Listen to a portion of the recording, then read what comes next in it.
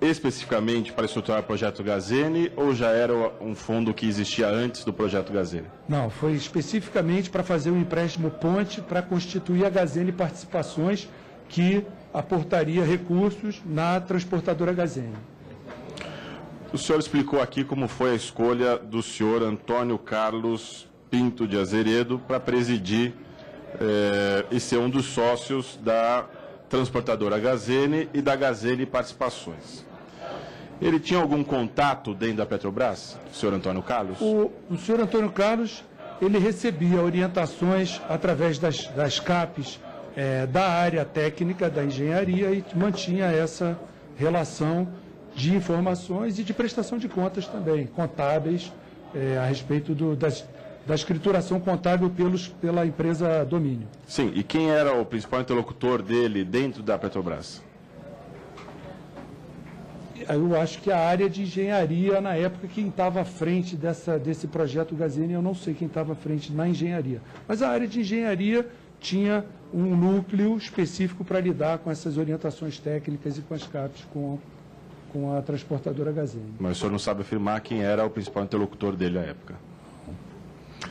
O senhor disse aqui que ele foi escolhido até por ser o contador da empresa, né? Então, é correto afirmar que ele não tinha nenhum conhecimento técnico acerca do projeto Gazene? Não, isso. Não tinha, é correto afirmar? Correto afirmar. Obrigado. A senhoria sabe que o senhor Pedro Barusco foi um dos responsáveis pelos aditivos contratuais que encareceram as obras do Gazene? Não sei do senhor Pedro Barusco ter sido responsável por esses aditivos, mas sei que esses aditivos foram em função de dificuldades técnicas encontradas pelo projeto, como eu falei, transposição de rios e buscando manter os prazos em função dessas dificuldades, recuperar esses prazos. A Petrobras fechou agora, dia 1º de abril, na semana passada, um contrato para financiamento de 3,5 bilhões de dólares, algo em torno de 11 bilhões de reais, no Banco de Desenvolvimento da China. Os especialistas têm dito que a estatal foi à China porque o mercado, em que tradicionalmente buscava financiamento, parece estar lhe fechando as portas. Isso em decorrência do adiamento da publicação do balanço e do rebaixamento da nota de risco de crédito. Vossa Senhoria podia nos informar as condições desse empréstimo e quais foram as contrapartidas da Petrobras? Olha, eu não conheço essas condições do financiamento nem as contrapartidas. É a área financeira que cuidou disso, é recente, eu não tenho nenhum dado, nenhuma informação. Muito bem. De acordo com o depoimento do senhor Pedro Barusco,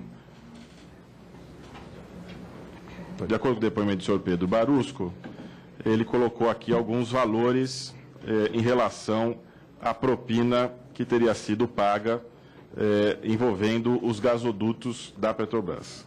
Em valores em reais, ele diz que a parte dele, Pedro Barusco, seria de 11.196.268, valores em reais agora de março de 2015. 16.800.000 do Renato Duque e 28 milhões referentes ao partido. Um total de 55.981.000 reais. O senhor tem algo a dizer em relação a esse fato? Não. Nada? Nada. O senhor confirma a informação de que passou a ocupar cargo de gerente executivo apenas no final de 2010? Isso, nas áreas corporativas. Depois eu vim para o Gás e Energia, 12. Nesse período, o senhor é ligado a algumas dessas pessoas? Guilherme Estrela, Renato Duque, Paulo Roberto Costa, Nestor Severo? Eu fui ligado diretamente ao diretor Estrela, não, eu fui ligado à gerência executiva corporativa do EIP até 2010, e a partir de 2011 eu fui ligado diretamente à presidência da Petrobras, e em 2012 passei a ser ligado ao diretor de Gás e Energia da Petrobras. Embora o senhor tenha declarado que passou a ocupar cargo de gerente no final de 2010, e que estava antes lotado na diretoria de exploração e produção da Petrobras, A verdade é, Vossa Excelência sabe, que o projeto Gazene, as obras se iniciaram em 2006, é isso? Isso. O senhor tem demonstrado um profundo conhecimento em relação à estruturação e implementação, explicando, inclusive, como é que foi a escolha do senhor Antônio Carlos para presidir a empresa. Porque o senhor estudou, porque o senhor, à época, já acompanhava o processo. Não, eu procurei me preparar para poder responder as perguntas. Para concluir, deputado Bruno. Obrigado. Era só as perguntas. Agradeço a Vossa Excelência. O próximo relator, deputado Arnaldo Faria de Sarra. Vossa Excelência tem até 10 minutos. Senhor presidente, senhor relator, senhor vice-presidente. Senhor Hugo, apesar de o senhor ter substituído o Renato Duque só recentemente, o senhor tinha conhecimento de todas as confusões que ele estava metido? Então, eu vou fazer uma correção. Eu não substituí o senhor Renato Duque, né? Eu substituí o doutor Alcide Santoro, José Alcide Santoro, que era o diretor de Gás e Energia. Qual foi o seu relacionamento, o seu conhecimento com o Renato Duque? Não, nenhum. Enquanto eu conheci Renato Duque como diretor nas reuniões de diretoria, nas apresentações de resultado e eventualmente. Mas nas reuniões de diretoria que ele participava, o senhor participou também? Algumas eu participei na apresentação de resultados e discussão de resultado e ele era um dos diretores. E com o Barusco? Com o Barusco, eu fui engenheiro do EIP durante alguns anos e ele era um engenheiro naval, de outra área, mas tinha alguma ligação com ele? Nenhuma. Qual foi o primeiro projeto de gasoduto da Petrobras que o senhor tocou? Nenhum, eu não toquei nenhum projeto de gasoduto. O que o senhor conhece do projeto de gasoduto da Petrobras, sendo responsável pela Gazene? Eu hoje, de novo, eu estou no Gás e Energia desde 2012. Gás e Energia que cuida de gasoduto, não é? Cuida de gasoduto, exatamente. E estou no conselho da Transportadora Associada Não, de eu quero Gás. dizer gasoduto. Que gasoduto que o senhor tem conhecimento da Petrobras? Qual o andamento, qual a fase? É isso que eu quero saber. Eu conheço os gasodutos da Malha Nordeste, Sudeste, do Gazene e conheço o Brasil-Bolívia também. Brasil-Bolívia, por que deu errado? O Brasil-Bolívia é um outro grande caso de sucesso. Sucesso para a Bolívia, não o Brasil, né? Eu acho que é um sucesso é sucesso. É um caso de sucesso. Você acha que É um sucesso? gasoduto, eu Você acho. acha que é sucesso para o Brasil? Eu acho 30 milhões de metros cúbicos por dia para o mercado brasileiro um insumo muito importante, muito valioso, que permite o desenvolvimento de muitas indústrias e permite o acesso a um insumo energético de grande importância para Com o as imposições da Bolívia. Fizemos a obra porque a Bolívia impôs para nós. Não, eu acho que é um negócio que atende aos interesses das duas partes, do Brasil e da Bolívia, da Petrobras e da IPFB. E atende o Brasil com todas as imposições que a Bolívia colocou depois de ter terminado o gasoduto?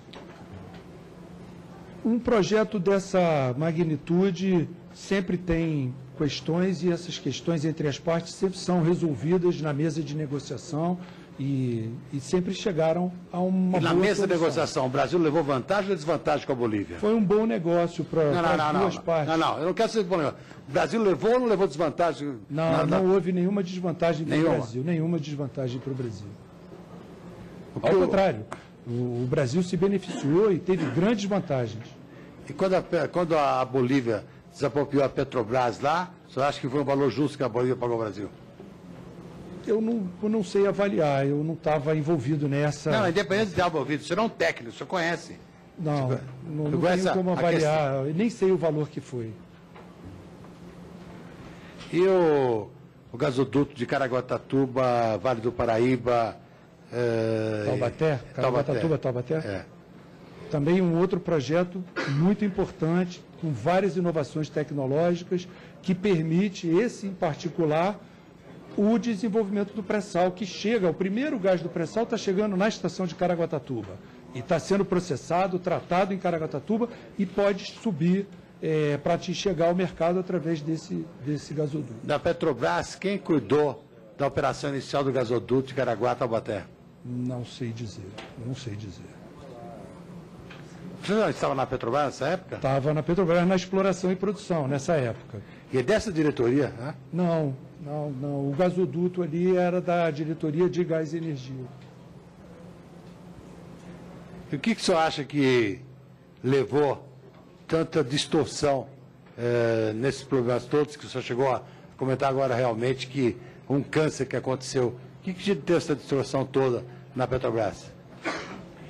Eu acho que o que foi, o que eu tomei conhecimento a partir do que foi veiculado pela mídia, que foi trazido através do... Não, o que foi pela mídia eu tenho conhecimento. Lá dentro da Petrobras, o que o senhor teve de conhecimento lá dentro? Eu não tive nenhum conhecimento dentro da Petrobras do que estava acontecendo. Você conhecia todos esses caras e não sabe de nada que está acontecendo lá dentro? Não soube de nada, não vi isso acontecer. Eu fui surpreendido por isso, E qual foi a sua surpresa?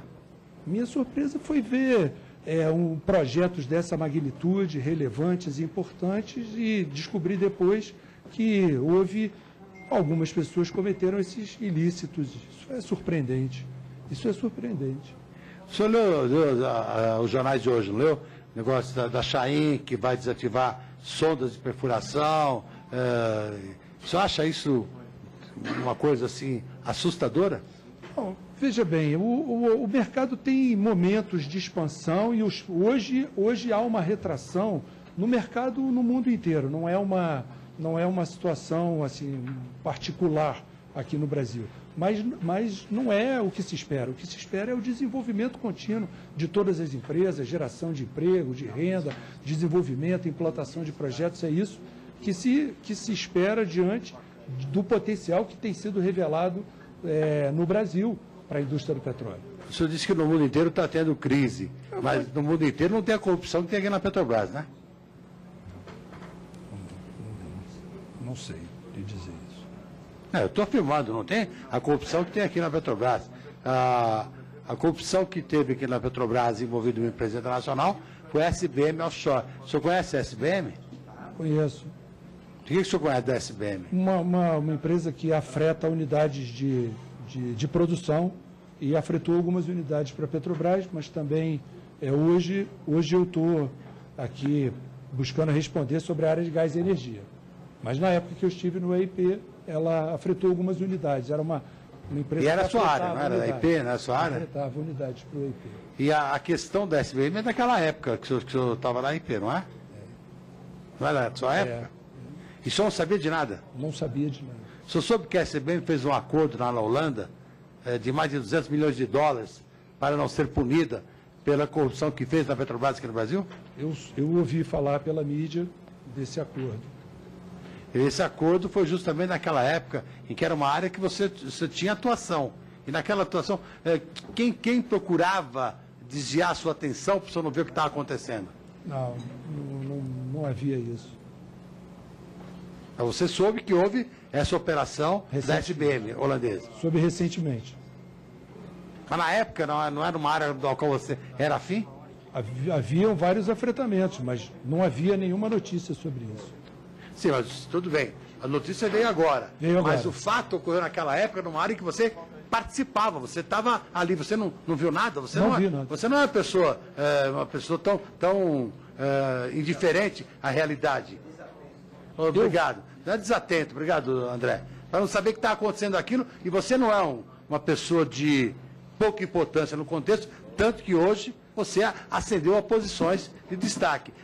Para ascender, você teve alguns degraus. E para chegar a esses degraus, você não estava percebendo que estava acontecendo tudo isso, ou você se calou por conveniência? Não, eu repito, eu fui surpreendido por esses fatos. Surpresa, mais surpresa, e eu acho que quem tem direito de poder dizer que está surpreendido é a população brasileira. Mas você estava no meio do rolo, no meio da confusão, no meio da corrupção, jamais pode dizer que está surpreendido. Vossa pessoa esteve num setor que está envolvido com a SBM holandesa. A SBM holandesa que foi punida pela própria justiça holandesa pelo que fez aqui no Brasil. E Vossa Excelência diz que não sabe, Vossa Excelência que não sabe de nada. Eu não entendo isso daí. Você está sob juramento aqui. Você sabe que está sob juramento? Sei, perfeitamente. Eu não sabia de nada e fui surpreendido e estou sendo honesto e de acordo com o que eu me comprometi. Senhor presidente, estou surpreendido com o nosso depoente.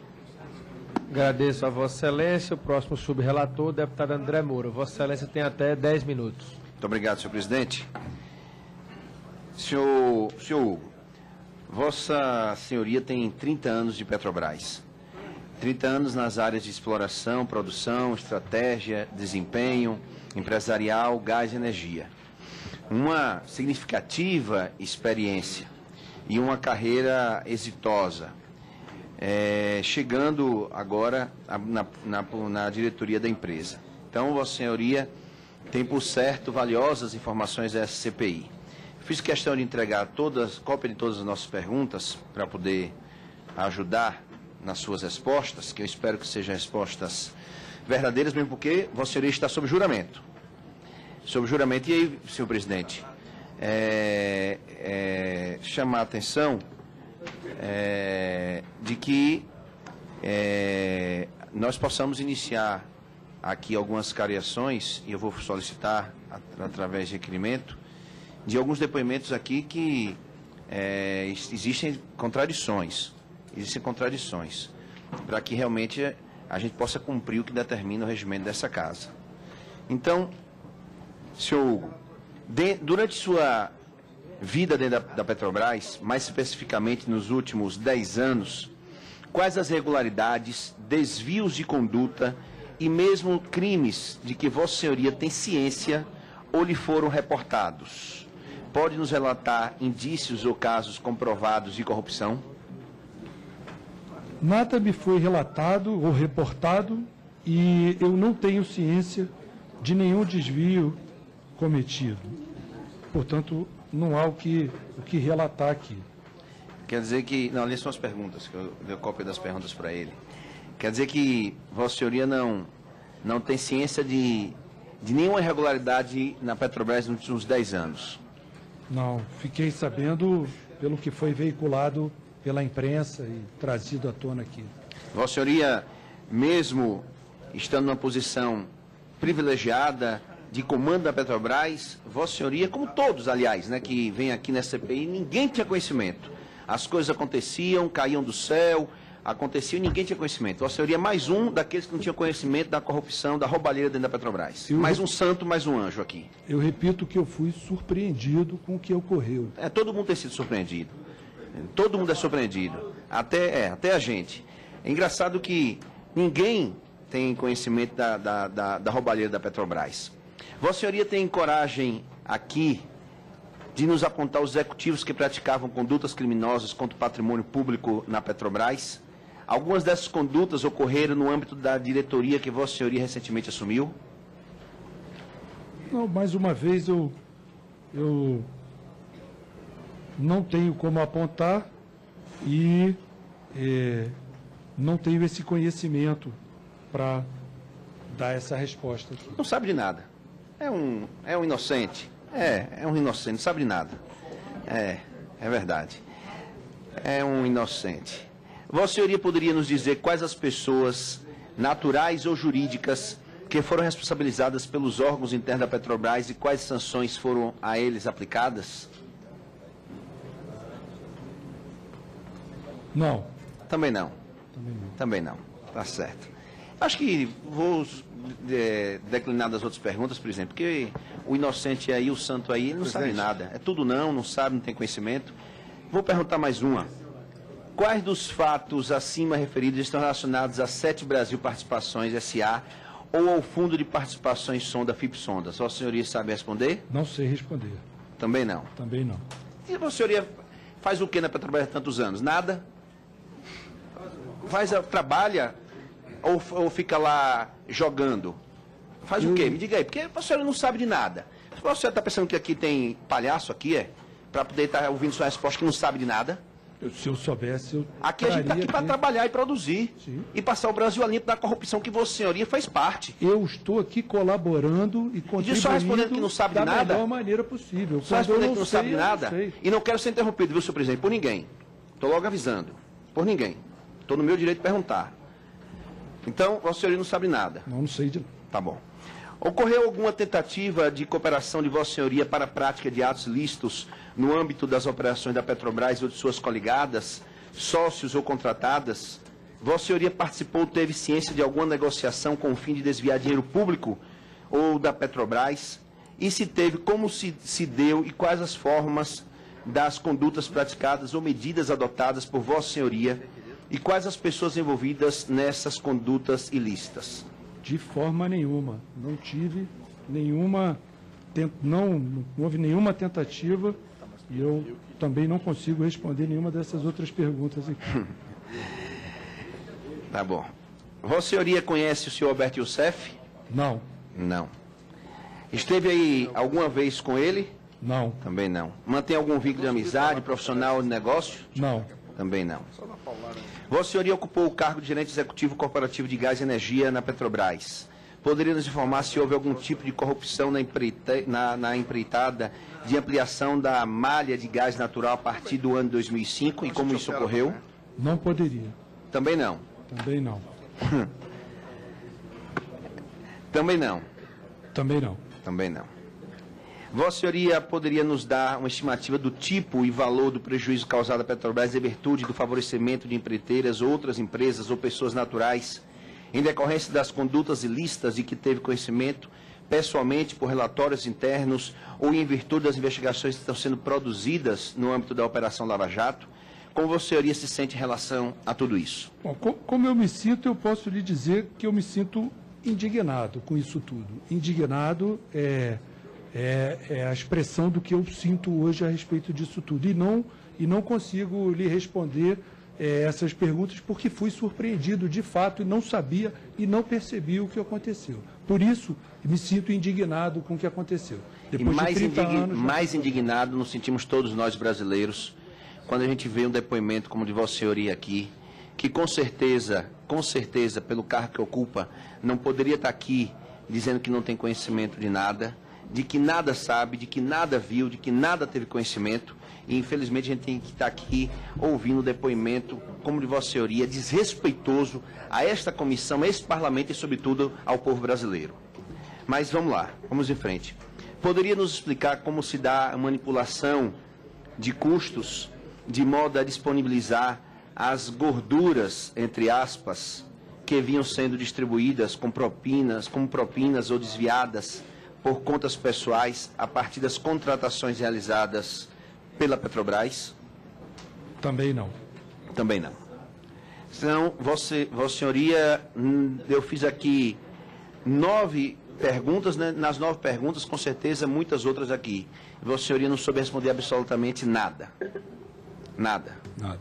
Então, Vossa Senhoria exerce o cargo de diretor e Vossa Senhoria, então, pelo que tenho visto, não trabalha, não vai à Petrobras, não enxerga nada, não sabe nada que está acontecendo. Vossa Senhoria pode me dizer o que Vossa Senhoria faz lá enquanto diretor, não é, de gás e energia da Petrobras?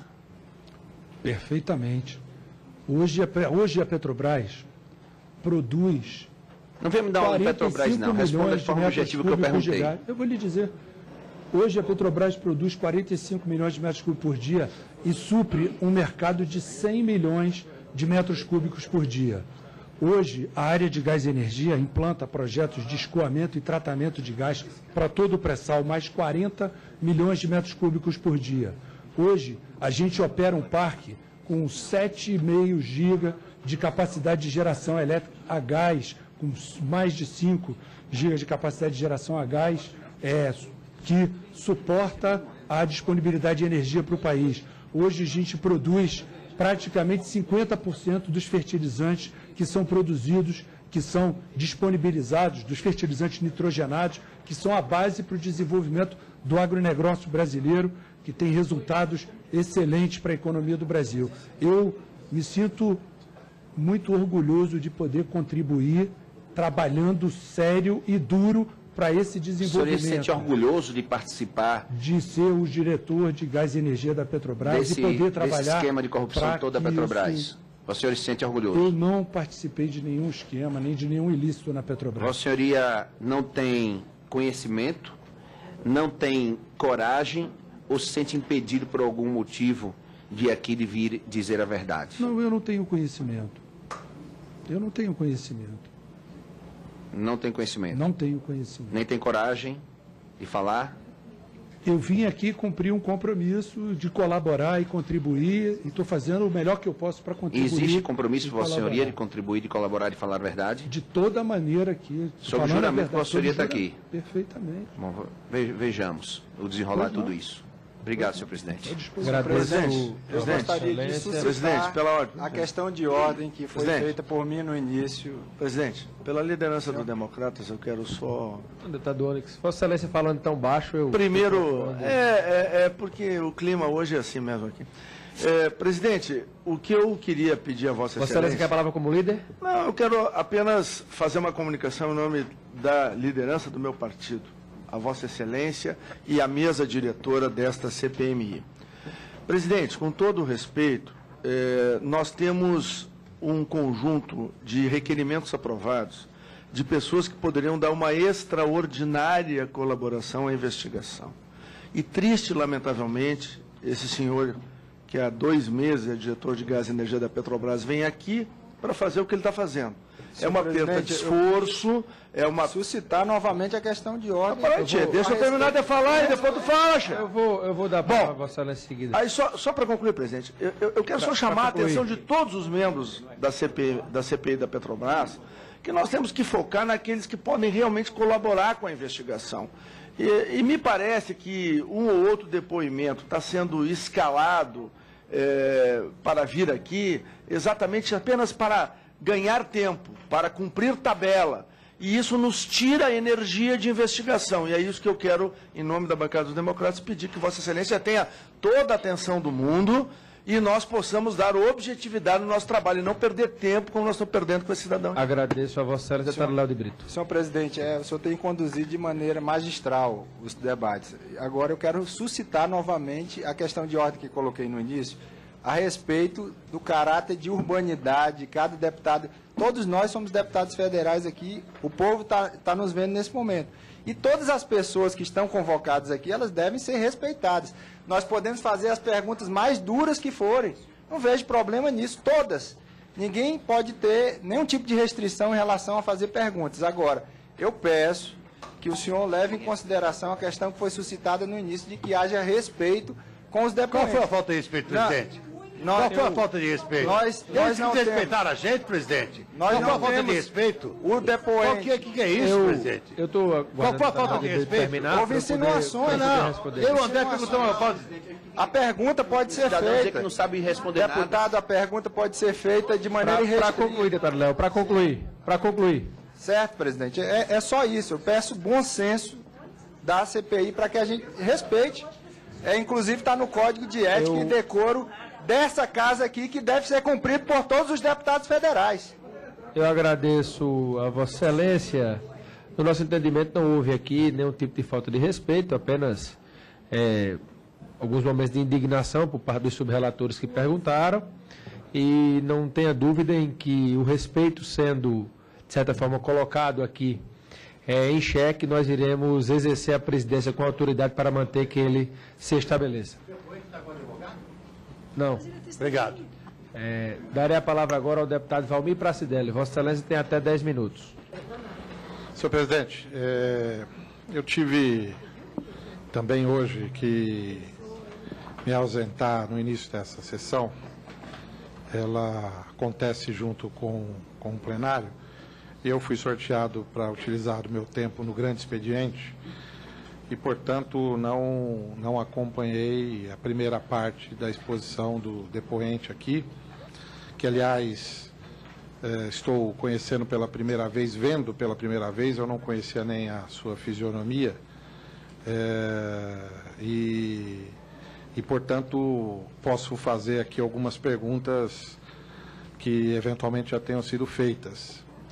Mas eu quero, senhor presidente, primeiro fazer um registro, que eu sei que não consta da nossa pauta de trabalhos, que é sobre a manifestação de trabalhadores que está ocorrendo aos arredores desta casa, e que num determinado momento houve confronto entre os manifestantes e os seguranças e policiais desta casa, e que nós, como sempre, defendemos que as manifestações ocorram, em especial para a defesa dos direitos e interesses dos trabalhadores, e não podemos permitir excesso nem de um lado e nem de outro. Então, é preciso fazer esse registro no momento em especial que esta casa pauta um tema bastante complexo e bastante importante para o conjunto dos trabalhadores, que é a possibilidade de retirada dos seus direitos. Voltando aqui à nossa CPI, senhor presidente, eu poderia, veja só, presidente, todo o respeito que tenho aqui a todos os deputados. É o meu primeiro mandato nesta casa. Estou há pouco mais de 3 meses aqui, há 3 meses, pouco mais, aprendendo com todos os deputados aqui. Mas eu poderia fazer uma indagação, por exemplo, a Vossa Excelência, dizendo: Vossa Excelência tem conhecimento, todo o respeito que lhe tenho, de algum deputado que tenha cometido algum ato ilícito aqui? Vossa Excelência certamente vai dizer não. Mas, no entanto, se perguntarmos para a população, parte grande da nossa população vai dizer que muitos dos deputados que aqui atuam cometem atos ilícitos. Este julgamento, muitas vezes, é feito por um grau de desconhecimento e, às vezes, por interesses dos mais diversos. Nós estamos apurando as irregularidades cometidas na Petrobras. Tem um roteiro que foi discutido pelos representantes dos diversos partidos, as lideranças, pelos vice-presidentes, pelos subrelatores, pelo relator, pelo presidente dessa casa, e é um roteiro que, evidentemente, nós temos contestado. Foi contestado aqui pelo nosso colega de partido, Léo de Brito, no início, foi alterado esse roteiro, foi contestado por alguns deputados, nas sessões anteriores foram contestadas, porque podemos chamar os empresários das empresas que estão envolvidas, podemos chamar os doleiros, os operadores, para virem aqui e prestar esclarecimento. Talvez nós tivéssemos mais êxito. Agora, eu não posso, para um cidadão que não vem aqui sendo acusado de nada, chamá-lo de mentiroso ou coisa parecida. Eu tenho que ter um mínimo de respeito. Então, eu quero, senhor Hugo, dizer que não lhe conheço, estou lhe vendo pela primeira vez, então, portanto, não posso julgá-lo, sendo que o senhor não está sendo acusado de nada, simplesmente porque ocupou um cargo na Petrobras. Eu gostaria que Vossa Senhoria pudesse discorrer um pouco sobre o que significa sociedade de propósito específico. Porque, ao que consta, segundo aquilo que nós pudemos levantar, esse tipo de iniciativa de constituição de sociedades de propósito específico, que tem sido por alguns dito que é empresa de fachada, é utilizado na Petrobras já durante muitos anos. Então, eu queria que Vossa Excelência pudesse discorrer sobre esse propósito, essa sociedade de propósito específico, mas também pudesse reportar outras do passado para sabermos e fazermos as comparações. Porque alguns aqui esquecem que durante muitos anos a Petrobras tem sido acusada de corrupção. Aliás, lá no período do Getúlio Vargas, diziam que era um mar de lamas. E muita gente tenta se utilizar desse expediente para tentar fazer a entrega desse nosso patrimônio para a iniciativa privada e para o capital internacional, para as outras empresas. Vossa Senhoria tem 30 anos de Petrobras. Eu gostaria que Vossa Senhoria pudesse discorrer, então, portanto, sobre o que é essa sociedade de propósito específico. Mais do que isso, eu gostaria de Vossa Senhoria pudesse discorrer o que significa esse gasoduto, né, que liga as regiões, vamos achar aqui, Cacimbas, Catu, até Cabiúnas, Vitória, enfim, liga, são mais de 1.000 quilômetros, se eu não estou enganado, de dutos que levam o gás para uma região que não tem. Eu queria que Vossa Senhoria pudesse discorrer o que significa isso. Ao mesmo tempo que eu gostaria que Vossa Senhoria pudesse discorrer sobre o significado da Petrobras para o desenvolvimento destas regiões e desse tipo, né, de sociedade de propósito específico. Qual seria a outra alternativa se não feito desta forma? E Vossa Senhoria, pelo que me foi passado, já discorreu, mas eu gostaria que Vossa Senhoria pudesse mais uma vez falar. Há uma acusação por parte do Ministério, do Tribunal de Contas, se eu não estou enganado, dizendo que foi feito um superfaturamento de 1.800% na construção desse gasoduto. E Vossa Senhoria se referiu. Eu queria que Vossa Senhoria pudesse se referir. Houve superfaturamento? Esse superfaturamento serviu para beneficiar alguém? Foi para suprir caixa, né, de alguma empresa, de algum partido, de algum funcionário da Petrobras? Eu gostaria que Vossa Senhoria pudesse se referir a isso, para que a gente também pudesse fazer o nosso juízo de valores a partir da visão, da opinião e do relato de Vossa Senhoria, que será, evidentemente, Vossa Senhoria sabe, comparado com outros relatos. Nós tivemos aqui outros ex-funcionários da Petrobras, alguns que estão sendo acusados, outros que assumidamente, né, cometeram atos ilícitos e que vão, evidentemente, as suas diversos depoimentos, tanto aqui na CPI quanto lá no Ministério Público, serão confrontados, serão analisados pelos deputados e serão analisados, evidentemente, pelo Ministério Público, pela Justiça. Então, se Vossa Senhoria estiver mentindo, certamente algum desse momento vai ser pego. Certamente algum desse momento haverá, né, algum indício dessa. Mas como nós não podemos fazer prévio juízo de valores, nem condenar alguém e nem absolver, né, previamente, nós estamos aqui para ouvi-lo, para que Vossa Senhoria possa discorrer sobre essas questões e para a gente poder construir, então, portanto, a partir dessa confrontação de depoimentos, o nosso juízo de valores. Bom, primeiro, muito obrigado, deputado. Eu vou aproveitar a oportunidade, então, para mostrar que as sociedades de propósito específico, eu procurei levantar aqui a ocorrência não só na Petrobras, mas a primeira sociedade de propósito específico eu identifiquei em 1967, através do Instituto Brasileiro Florestal, e depois dela uma série de sociedades de propósito específico para a implementação de rodovias e grandes consórcios para a implementação de empreendimentos, que, como eu mencionei aqui no iníciozinho, mas é importante porque é um ponto que diferencia claramente esse tipo de sociedade, é que elas estão ligadas à estruturação financeira de projetos que têm começo, meio e fim.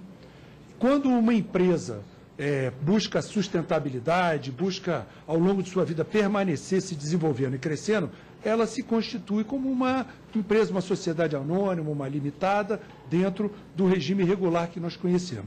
E as sociedades de propósito específico estão muito ligadas à implementação de projetos, porque tem começo, meio, e quando o projeto termina, em geral, essas sociedades também se extinguem, ou a partir do momento em que o projeto ofere receitas que pagam pelo financiamento, então não há mais razão de ser daquela sociedade prosseguir. Essa é a principal distinção. A Petrobras começou a utilizar sociedades de propósito específico na década de 90, na implantação de grandes projetos de desenvolvimento da Bacia de Campos, desenvolvimento de Marlim, no avanço para águas profundas, quando os projetos ganharam um porte financeiro muito relevante, muito maior do que a capacidade de financiar esses projetos naquele momento. Então, foi muito importante o instrumento financeiro para fazer frente à implantação desses projetos.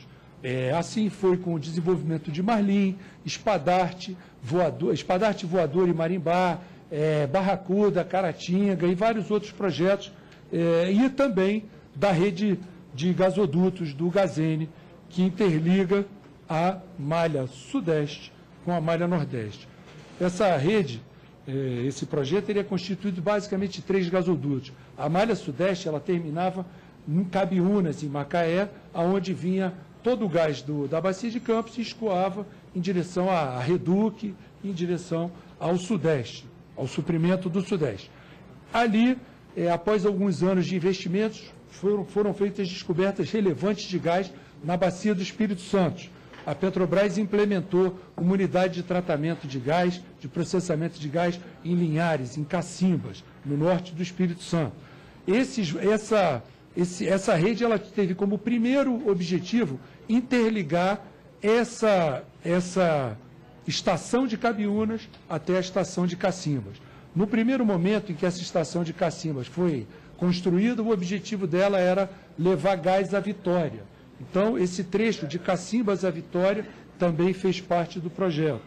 E o último trecho que ia de Cacimbas até Catu, na Bahia, aí sim já cruzando um longo trecho de 900 e quase 1.000 quilômetros, compunha então esses 3 trechos, compunham o Gazene, que tem um total de 1.390 quilômetros aproximadamente, quase 1.400 quilômetros de extensão.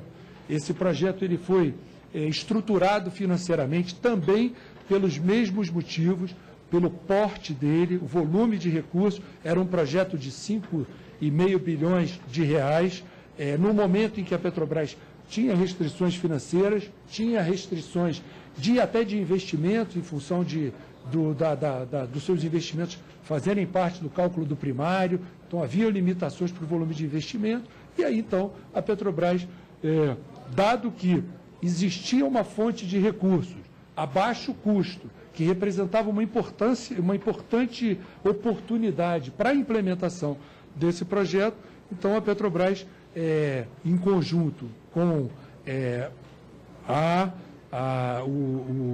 o Santander, como o veículo, o banco que estruturou, e o BNDES, o banco Exim Bank da China, então se formaram para fornecer os recursos para constituir essa sociedade de propósito específico. Eu vou aproveitar a oportunidade para responder uma pergunta que me foi feita sobre o valor pago, total pago à Sinopec, que a turma me deu o valor preciso aqui de 3 bilhões 256 milhões de reais, que foi um dos agentes que financiou esse trecho, esses 2 trechos aí, o que vai de Cabiúnas a Vitória e o que vai de Catu até, de Cacimbas até Catu, na Bahia.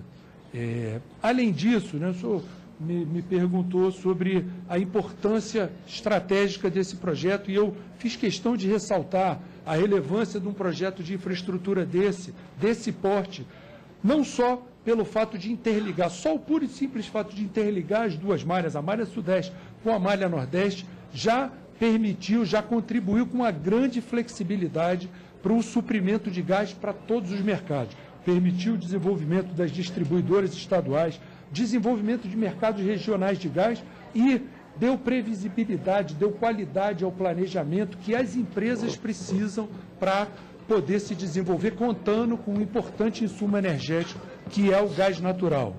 Além disso, além desse valor intrínseco, da facilidade de infraestrutura, eu preciso destacar o potencial que ela trouxe de agregar valor na monetização do gás do pré-sal, da continuidade das descobertas e dos eventos que ocorreram não só ao longo da sua implantação, como principalmente após a sua implantação.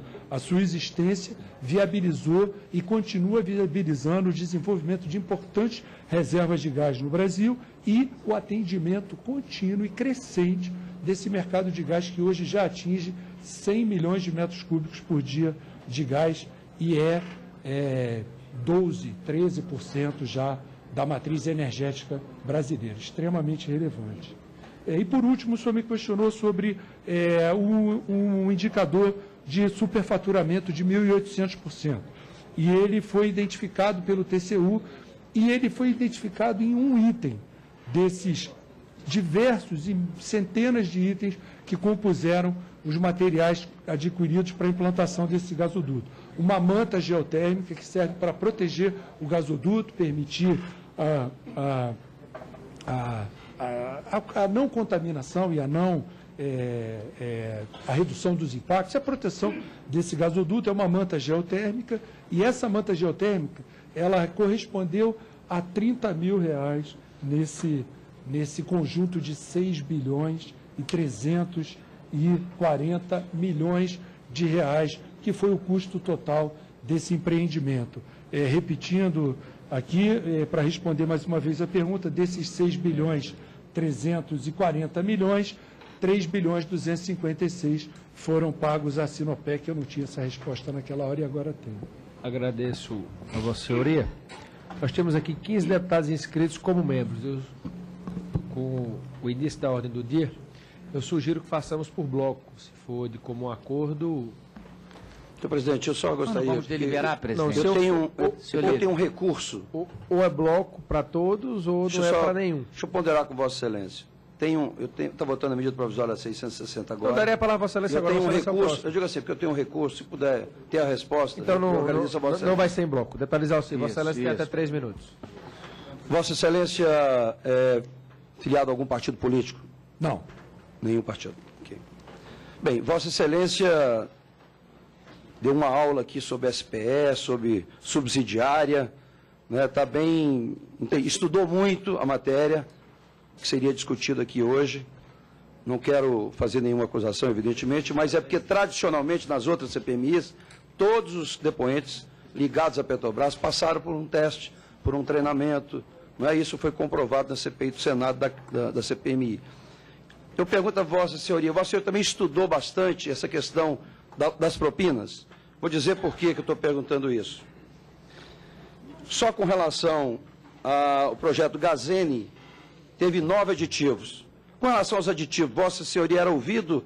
Alguém perguntou a Vossa Excelência quando tinha aditivo, se estava ok ou não? Você chegou a sugerir ou opinar com relação à contratação de novos aditivos, ou nem participou disso, mas soube disso? Não, eu não participei da implantação do gasoduto e verifiquei a ocorrência desses aditivos quando me preparei para... Como Vossa Senhoria estudou e foi muito... demonstrou claramente que conhece bem a situação da situação da Petrobras, com relação a essa questão, Vossa Senhoria também estudou bastante. Os aditivos, por exemplo, chegou a estudar o porquê dos aditivos, se era realmente justificável, por exemplo, no caso da Gazeni, de 1,8 bilhão passar para 2,4 bilhões, Vossa Senhoria chegou a estudar isso? Mas vou completar as perguntas, se Vossa Senhoria pudesse anotar, porque meu tempo é muito curto. Vossa Senhoria tinha conhecimento do pagamento de propinas no âmbito da diretoria de gás e energia? Esse fato não era comentado em conversas informais de administradores ou empregados da Petrobras? Vossa Senhoria tinha alguma suspeita com relação ao pagamento de propinas para a realização de contratos ou obtenção de vantagens, como a questão dos aditivos? Estou dizendo isso porque em 9 gasodutos, não vou relacionar os nomes, que Vossa Senhoria deve conhecer todos, o valor das propinas em dólares, o somatório deu 17.385.509,75, de acordo com os depoimentos da delação premiada. Renato Duque levou nessa brincadeira 5.215.652, o que corresponde a 16 milhões de reais aproximadamente. Pedro Barusco confessou, inclusive, em delação premiada, que recebeu 3.477.000 dólares, o que responde a em torno de 11 milhões de reais, e João Vacari, que também deixou muito claro na sua delação premiada, 8.692.000 dólares, corresponde a 27 milhões de reais. Pergunto se Vossa Senhoria também estudou essa questão e o que tem a dizer sobre isso. E para finalizar, senhor presidente, que eu sei que o tempo é curto. Para concluir, Vossa Senhoria afirmou numa aula inaugural na Universidade do Rio, que, abre aspas, depois dessa surra que a Petrobras tem levado para divulgar o seu balanço auditado, em decorrência da escolha do método adotado para o cobro das perdas da corrupção, estamos desenvolvendo melhor controle de governança. Vossa Senhoria disse isso. o que Vossa Senhoria tem a dizer sobre relatórios emitidos pela auditoria Deloitte e pelo BNP, que chegou a 88,6 bilhões de perda da Petrobras. Vossa Senhoria confirma a informação de que a Petrobras não realizará baixa contábil em decorrência das perdas de corrupção no balanço financeiro de 2014, da mesma forma que Vossa Excelência também disse claramente, para concluir, deputado, a gente precisa estipar esse câncer. Vossa Senhoria disse isso num comentário sobre a Petrobras. Vossa Senhoria poderia dizer para a gente o que Vossa Senhoria quis dizer com isso, esse câncer da Petrobras, nesses 12 anos, como foi dito por Vossa Senhoria? Muito bem. Quanto aos aditivos do Gazeni, esses aditivos eles foram essencialmente para recuperar, para tentar minimizar o impacto no prazo que as dificuldades que ocorreram com a transposição de alguns rios e alguns trechos difíceis desse gasoduto, alguns em decorrência até de alguns efeitos de terreno, efeitos climáticos, mas principalmente na transposição dos rios, que foi feita com a perfuração de furos direcionais, passando por baixo dos rios. Em alguns momentos, esses processos demonstraram não só tomar mais tempo do que o necessário, como também levaram a custos maiores do que o que foi planejado em função até dos dois fatores. Toma-se mais tempo, usa-se mais os equipamentos e acaba tendo um custo maior.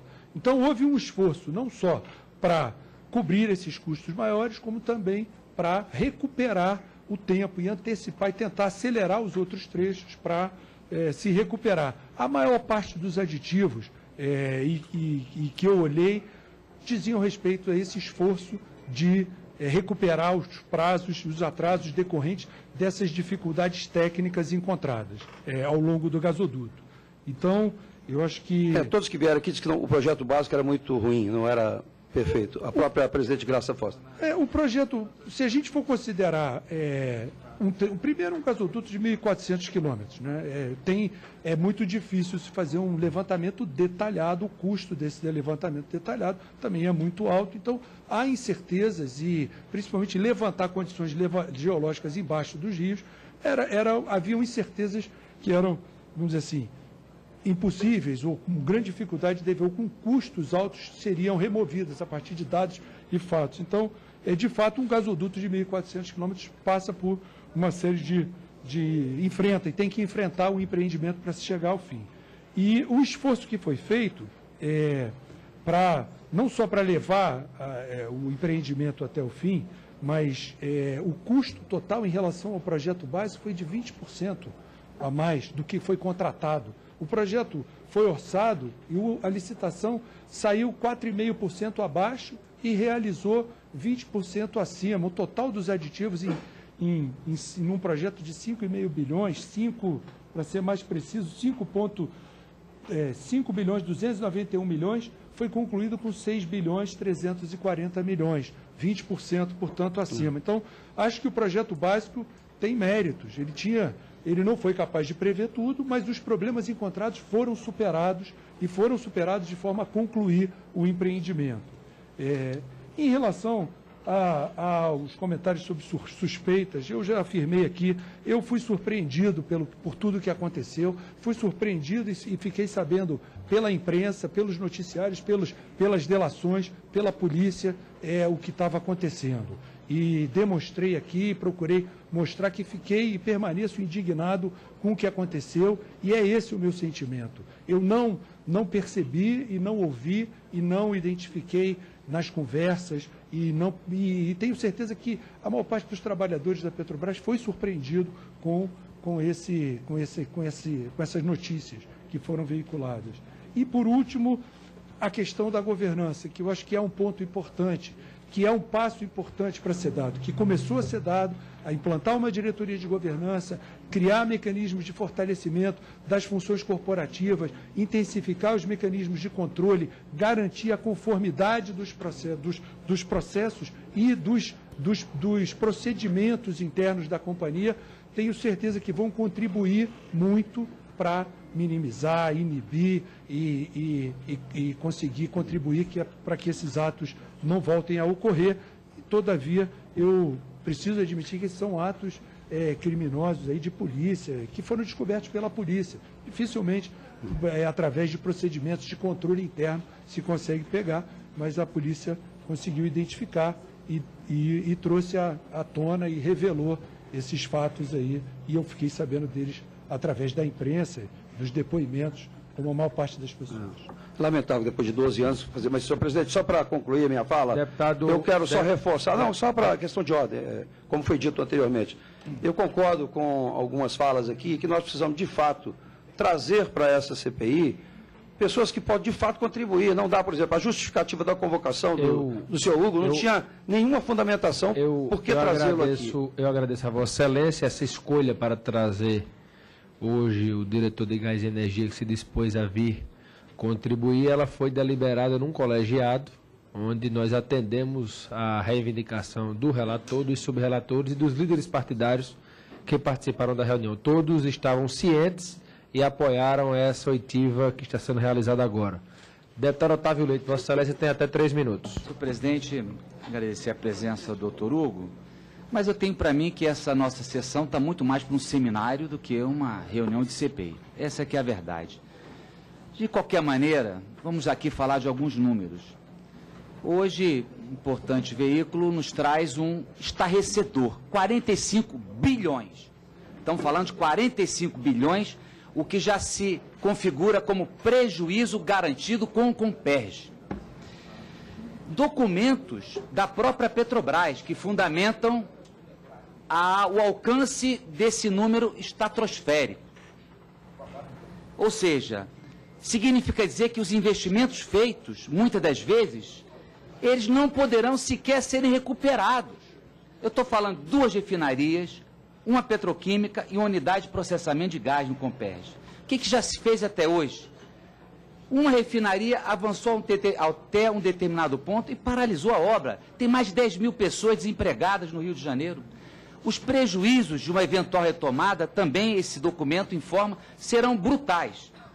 Quer dizer, é realmente algo que nos chama muito a atenção. É muito grave, é muito grave. E quem tomou decisões sobre essas providências todas, associada ao mau planejamento, associado efetivamente à corrupção, tem que pagar, tem que pagar.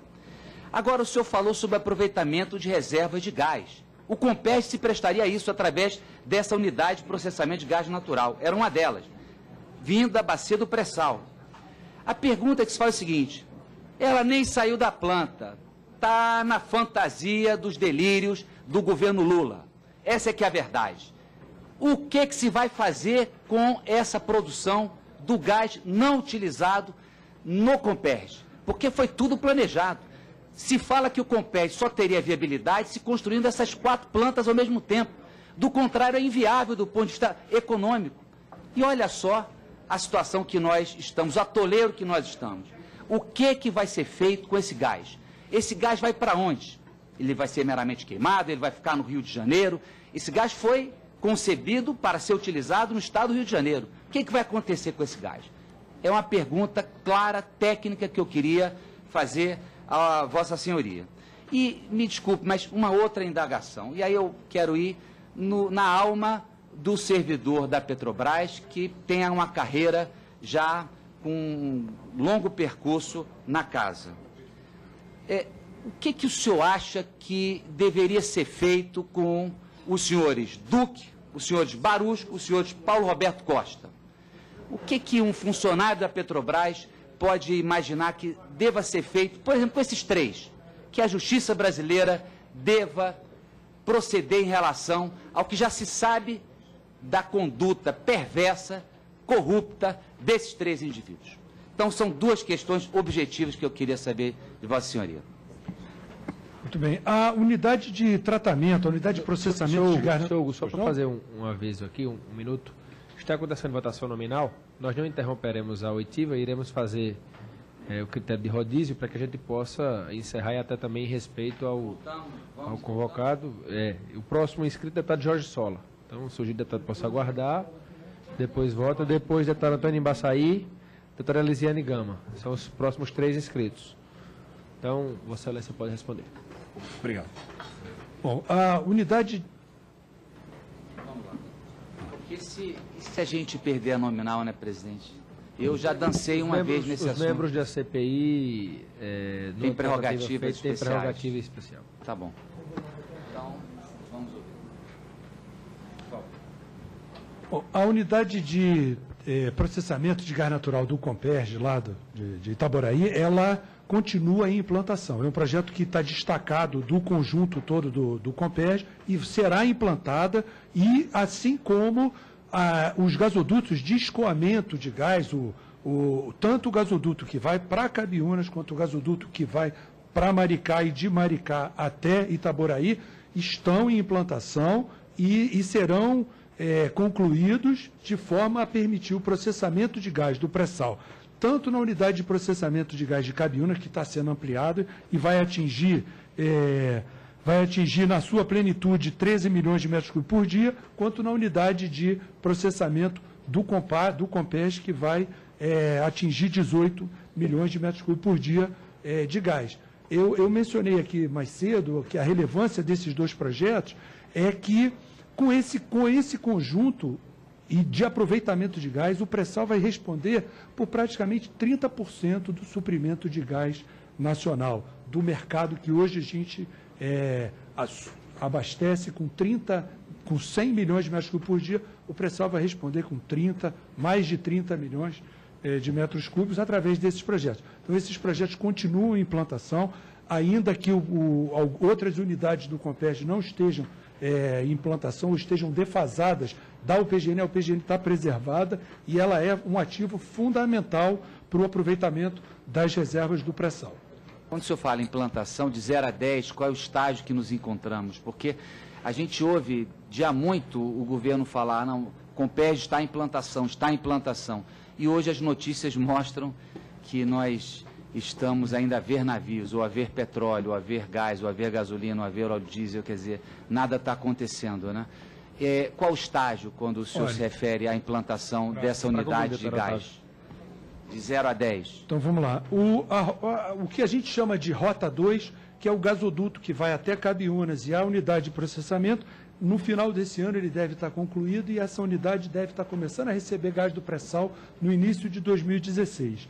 Quanto à Rota 3, vou dizer assim, terceiro trimestre de 2017, ela deve estar entrando em operação. Lá para outubro de 2017, mais ou menos, ela deve estar entrando em operação. São os prazos. O projeto está em implantação, está no seu desenvolvimento, com prazos definidos, inclusive associado ao desenvolvimento dos campos do pré-sal que estão entrando em implantação. Hoje já há 5 unidades em produção, 3 dessas unidades já estão topadas, produzindo na sua plenitude, 2 estão crescendo. Esse ano deve entrar mais uma, 2016 deve entrar mais 3 unidades de produção no pré-sal, e esses gasodutos são, sim, fundamentais para o aproveitamento dessas reservas de gás.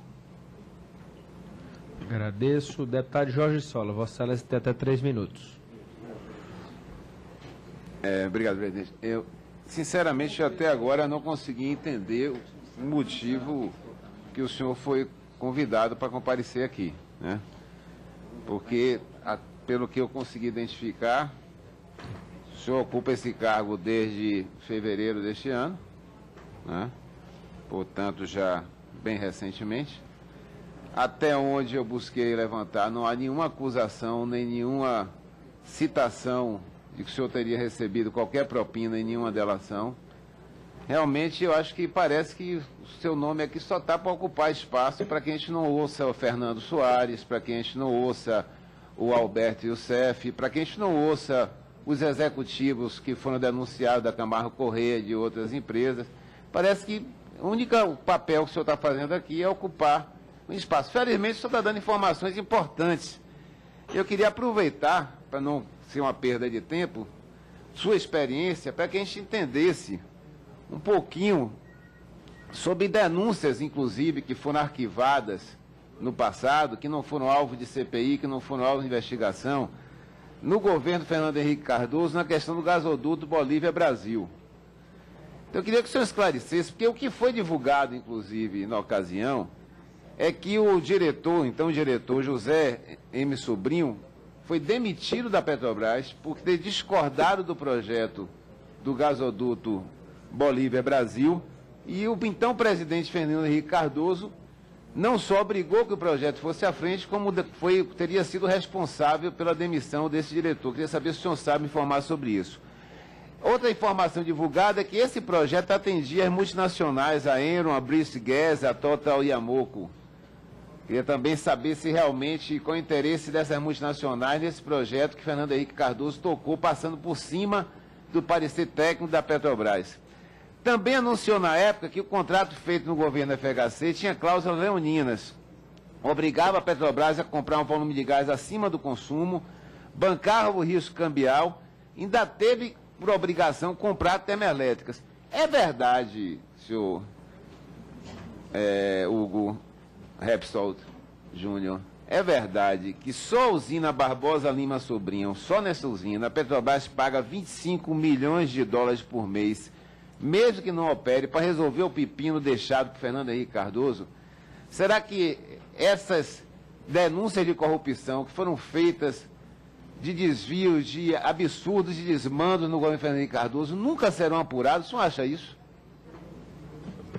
Antes que Vossa Senhoria possa responder, irei fazer chegar às mãos de Vossa Excelência, isso é o requerimento do relator, deputado Luiz Sérgio, que pediu a convocação do senhor Hugo Repsold aqui para a CPI, para que Vossa Excelência tenha em mãos e saiba de onde é que surgiu. Não, eu não estou perguntando. Presidente, eu não perguntei de onde surgiu, eu perguntei a razão dele estar aqui, que até agora não me foi explicada. Bom, eu durante esse final da década de 90, eu estava trabalhando no braço internacional da Petrobras, nessa época a Braspetro, e estava envolvido em outras atividades, em outros projetos. Não participei desse período e não tenho nenhum dado aqui, nenhuma informação para agregar sobre, nem conheço o diretor José M. Sobrinho, não tenho conhecimento do caso e também não entendo que as cláusulas do contrato hoje sejam leoninas, mas também não tenho como avaliar aquelas naquela época, que se havia alguma cláusula leonina ou não. Quanto à termoelétrica Barbosa Lima Sobrinho, ela é uma termoelétrica extremamente relevante, importante, integrada e que tem uma contribuição hoje relevante para o parque de geração brasileiro. Então, eu também não vejo nenhum prejuízo hoje para a Petrobras, pelo contrário, ela produz resultados importantes para a Petrobras hoje, mas também não sei, no início, se a forma de implantação desse projeto levou não tenho conhecimento desses gastos aí de 25 Então, o senhor não tem conhecimento de corrupção nem no governo Fernando Henrique Cardoso, nem no governo atual, de todos os desmandos de corrupção que sempre houve na Petrobras desde a década de 90? Não. Agradeço, relator.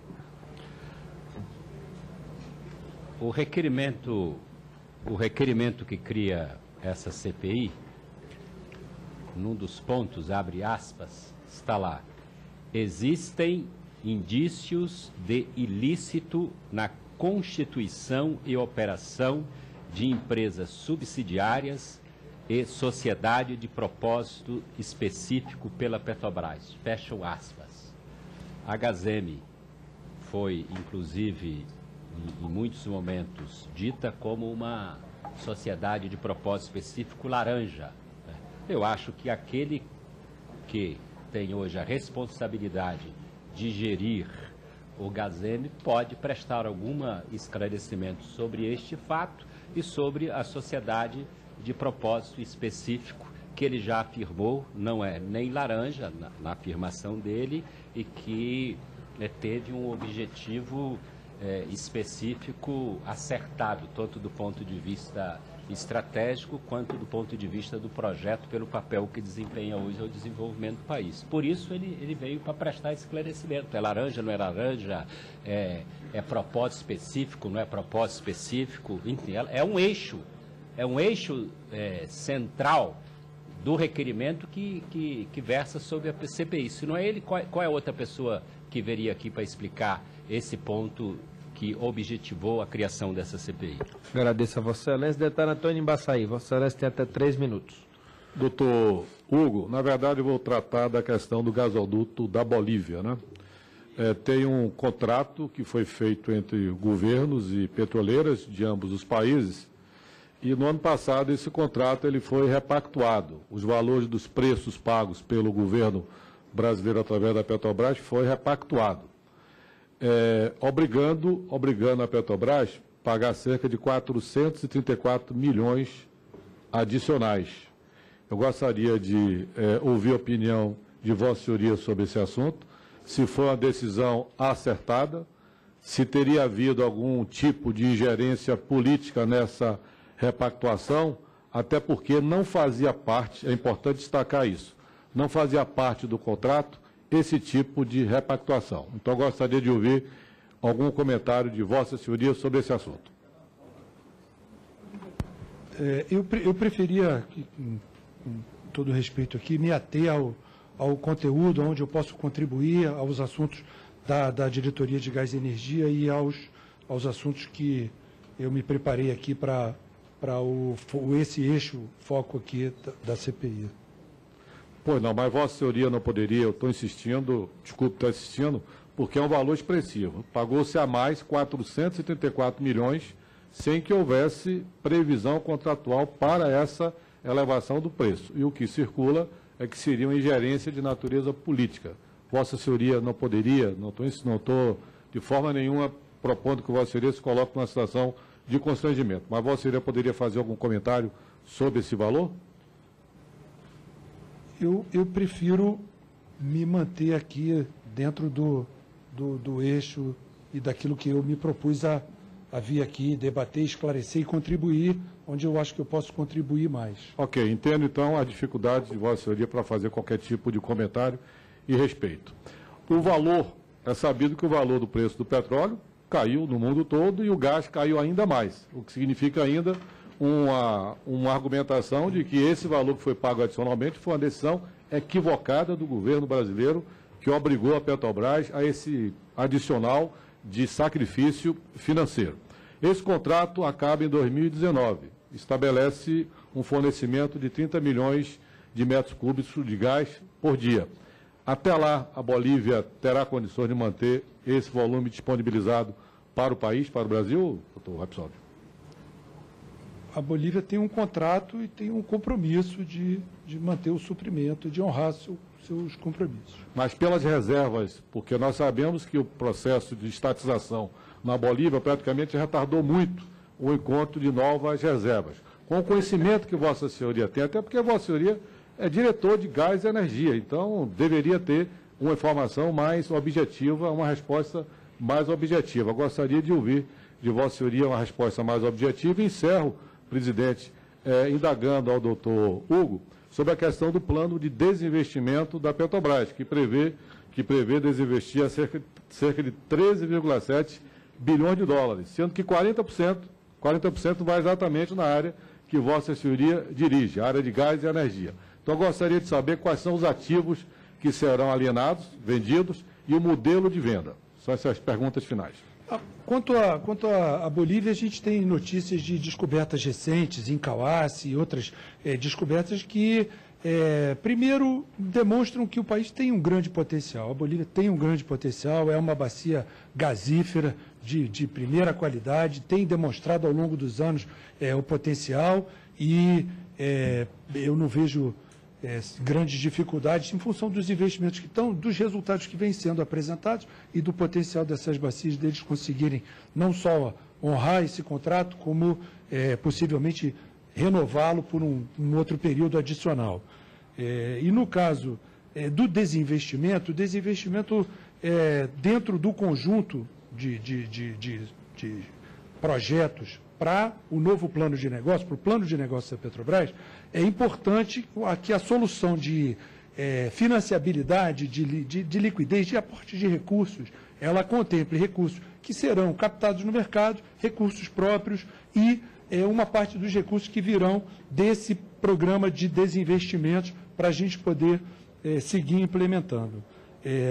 A gente já deu as indicações para o mercado de que envolve ativos de transporte, ativos das distribuidoras e, eventualmente, ativos de geração de energia elétrica, mas eu não quero me aprofundar muito para não antecipar uma informação que possa impactar na realização desses negócios que vão ocorrer ao longo do ano. Aí. Deputada Elisiane Gama, Vossa Excelência tem até 3 minutos. Senhor presidente, senhor relator, senhor Hugo, senhoras e senhores parlamentares, senhor Hugo Repsol. Vou fazer aqui algumas perguntas na sequência, pedir que o senhor, se possível, anotasse para que tivéssemos um resultado mais específico. Quem financiou, portanto, quem investiu no fundo, que é a informação que nós já temos, da Bridge Trust, quem investiu, ao mesmo tempo, quais o retorno desses investidores? Uma outra pergunta, a Gazini, ao final, ela será ou ela até já foi incorporada à Petrobras? Como é que fica essa participação do Carlos Azeredo? Seria ele, portanto, o proprietário ao final das ações realizadas pela sociedade de propósito específico? Uma outra pergunta, recorrer ao modelo SPE, qual seria especificamente o objetivo? Seria para fugir, de fato, da fiscalização do TCU? Seria talvez semelhante ao que aconteceu com a Sete Brasil, uma tentativa de unidade, ou melhor, de uma organização muito mais intensa, digamos assim, para poder captar muito mais propina e poder ter muito mais superfaturamento, como aconteceu, por exemplo, na Sete Brasil? E, ao mesmo tempo, eu também queria concordar com os parlamentares que todos já falaram a mesma coisa. Parece que ou o senhor está aqui na condição de testemunha mentindo a essa CPI, ou o nosso nobre relator tenha cometido um equívoco ao lhe convocar, porque as informações são sempre as mesmas. Você não sabe, o senhor não sabe, não tem conhecimento, não consegue passar as informações que nós dessa CPI estamos realmente a procurar. E eu fico me questionando, presidente, porque o juiz Sérgio Moro está dando uma surra nessa CPI. A caminhada do juiz tem sido intensa, a largos passos da comissão. E eu acredito que as informações que ele obtém não é especificamente nos depoimentos, ele recorre a instrumentos que lhe é peculiar. Aliás, essa CPI tem, por ter instrução de juiz, também recorrer, por exemplo, à quebra de sigilos bancários, telefônicos e fiscais, que, na verdade, nós não estamos fazendo. Agora que conseguimos fazer 2 ex-empreiteiras, convocar, por exemplo, pessoas que, no meu entendimento, são vitais para o ponto fundamental dessa CPI, nós não estamos conseguindo avançar. Todos já falaram aqui. Fernando Baiano, vamos agora, graças a Deus, ouvir o Vacari, Dirceu, Palocci, outros nomes, que são os nomes que está muito claro, as delações premiadas estão aí, as informações colocadas na mídia estão aí. O jornal Globo coloca, já foi colocado aqui, mais de 40 bilhões de reais em prejuízos. E a informação é sempre a mesma. A gente não sabe de nada, nunca aconteceu nada. Tudo aconteceu em mil maravilhas, na mais absoluta correção, dentro daquilo que eventualmente teria estabelecido. Então, eu quero fazer, na verdade, aproveitar esse meu momento aqui para fazer o meu protesto. Ou a gente parte para o ponto fundamental, para agilizar, inclusive com a ação rápida da CROL, para fazer as investigações que precisam acontecer, ou nós vamos ficar aqui remando contra o vento e, quem sabe, até sendo desmoralizado pela população brasileira que está acompanhando e está de olhos atentos para conseguir ter uma resposta dessa CPI. Vou aguardar as respostas do senhor Hugo. Eu acho que eu consegui pegar todas as questões aqui, mas se faltar alguma aqui nas respostas, por favor, me ajude aqui. Em relação a quem financiou, como esse fundo foi capitalizado, o PB Bridge Trust. O PB Bridge Trust foi criado pelo Santander para estruturar a SPE do Gazini, que tinha o PB, esse fundo, a Gazini Participações, que recebeu recursos do Santander, do BNDES, de um outro fundo, que é o BB Fund, e os recursos do BNDES vieram através do banco chinês, do Chinese Development Bank. Então, houve um conjunto de empresas e bancos que forneceram o capital para essa transportadora HZN, e o PB, Bridge Trust, criado pelo Santander, foi um dos fundos que recebeu e aportou recursos. Em relação às SPEs, as sociedades de propósito específico, como eu já disse aqui, elas têm um objetivo específico ligado ao projeto, à vida do projeto, ao momento da implantação. O objetivo, nesse caso particular do HZN, foi um objetivo essencialmente financeiro e, como não havia capital nenhum da Petrobras envolvido, o TCU se deparou com essa situação de auditar um fundo que não tem capital nenhum público. Então, seria o TCU não encontrou esse mecanismo para ir auditar uma sociedade de capital privado. E essa é uma discussão que ainda não foi concluída, está no plenário do TCU, mas tem toda a colaboração e toda a contribuição da Petrobras na forma como ela ficar definida e todo o apoio e tudo que a gente puder fazer para contribuir. Não seria, é muito assim, é muito estranho, por exemplo, a Petrobras não tem interesse na investigação. Porque passou, se você tem uma denúncia, por exemplo, de superfaturamento ou de algum ato ilícito em uma determinada parceria, o ideal é que você defenda o aprofundamento dessa investigação. E parece que a Petrobras não tinha esse mesmo interesse quando nós tivemos aí a constatação nas auditorias do TCU. Não, a Petrobras tem todo o interesse, contribui efetivamente... Mas tentou impedir isso, inclusive, com instrumentos legais. Não houve nenhuma ação para impedir, mas só para seguir a correção do uso dos instrumentos legais.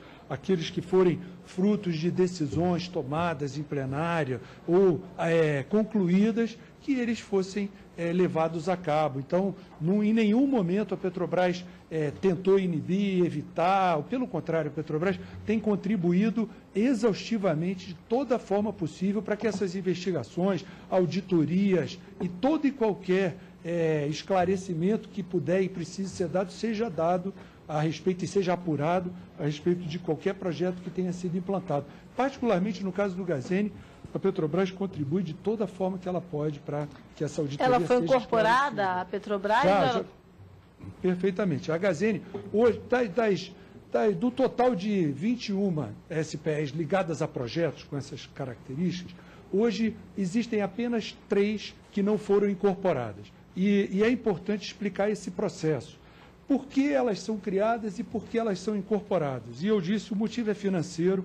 No momento em que se obtém recursos a custos inferiores aos que a própria Petrobras pode obter, ou que a Petrobras está impedida por limites de alavancagem, de endividamento, de obter mais recursos, nesse momento a SPE se torna uma ferramenta importante para captar recursos para implementar o projeto. A Petrobras possui os recursos tecnológicos, os recursos técnicos, capacitação, mas o recurso financeiro vem aportado através de um projeto estruturado e financeiramente, que são as SPEs. Mas essa situação, ao longo do tempo, pode se inverter, como de fato se inverteu. Num determinado momento, a Petrobras adquiriu graus sucessivos de investimento, pôde ter acesso a crédito a custos em vários desses projetos mais baixos do que aqueles que estavam no projeto. Então, se configurou uma situação excelente para se captar esses recursos de baixo custo e incorporar essas SPEs. Então, hoje, existem apenas 3 SPEs que têm custos ainda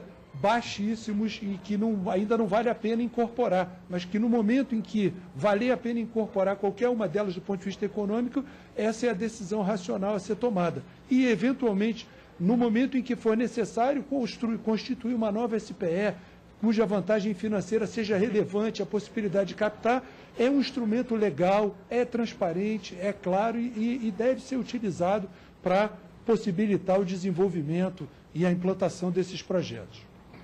Agradeço a Vossa Excelência. Próximo inscrito, deputado Valmir Pracidelli.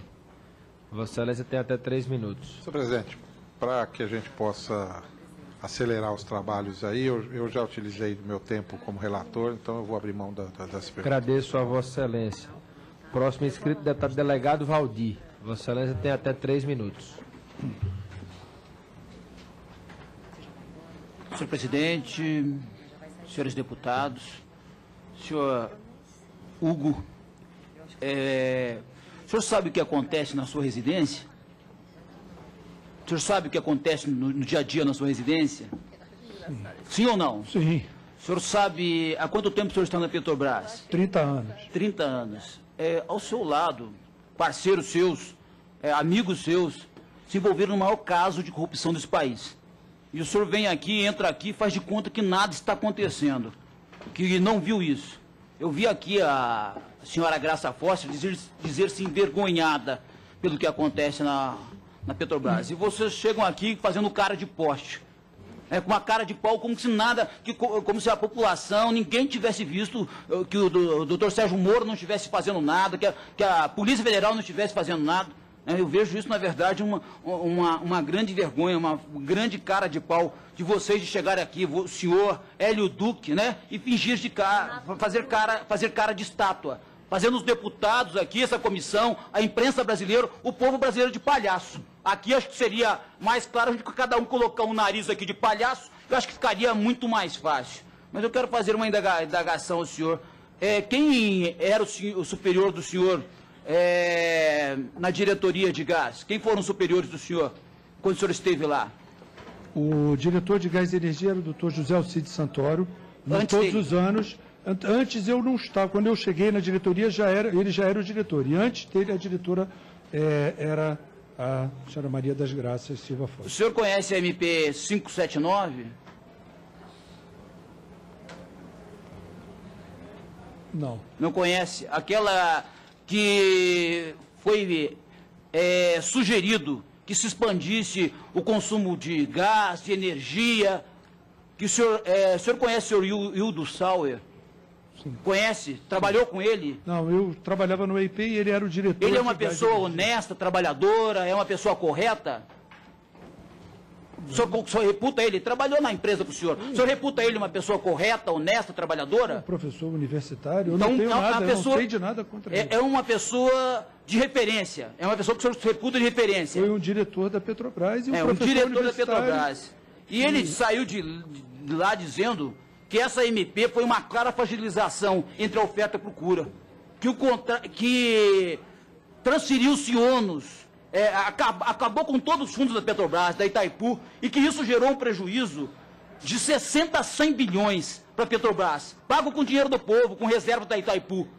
Senhora, na época, quem que era o diretor de gás? Na época que foi assinado, que foi proposto esse... SMP? Isso. Não sei disso. O senhor não se lembra? Eu não me lembro que eu estava em... O senhor concorda com a tese do professor Hildo Sauer, que isso foi uma pouca vergonha, foi uma sacanagem com o povo brasileiro, que foi torrar o dinheiro do povo brasileiro, foi jogar dinheiro fora do dinheiro do povo brasileiro? Foi isso que ele trouxe para a imprensa, trouxe claro várias vezes isso. O senhor concorda com ele? Eu não tenho nenhum elemento para avaliar essa questão. Mas o senhor é um profissional, o senhor é um técnico.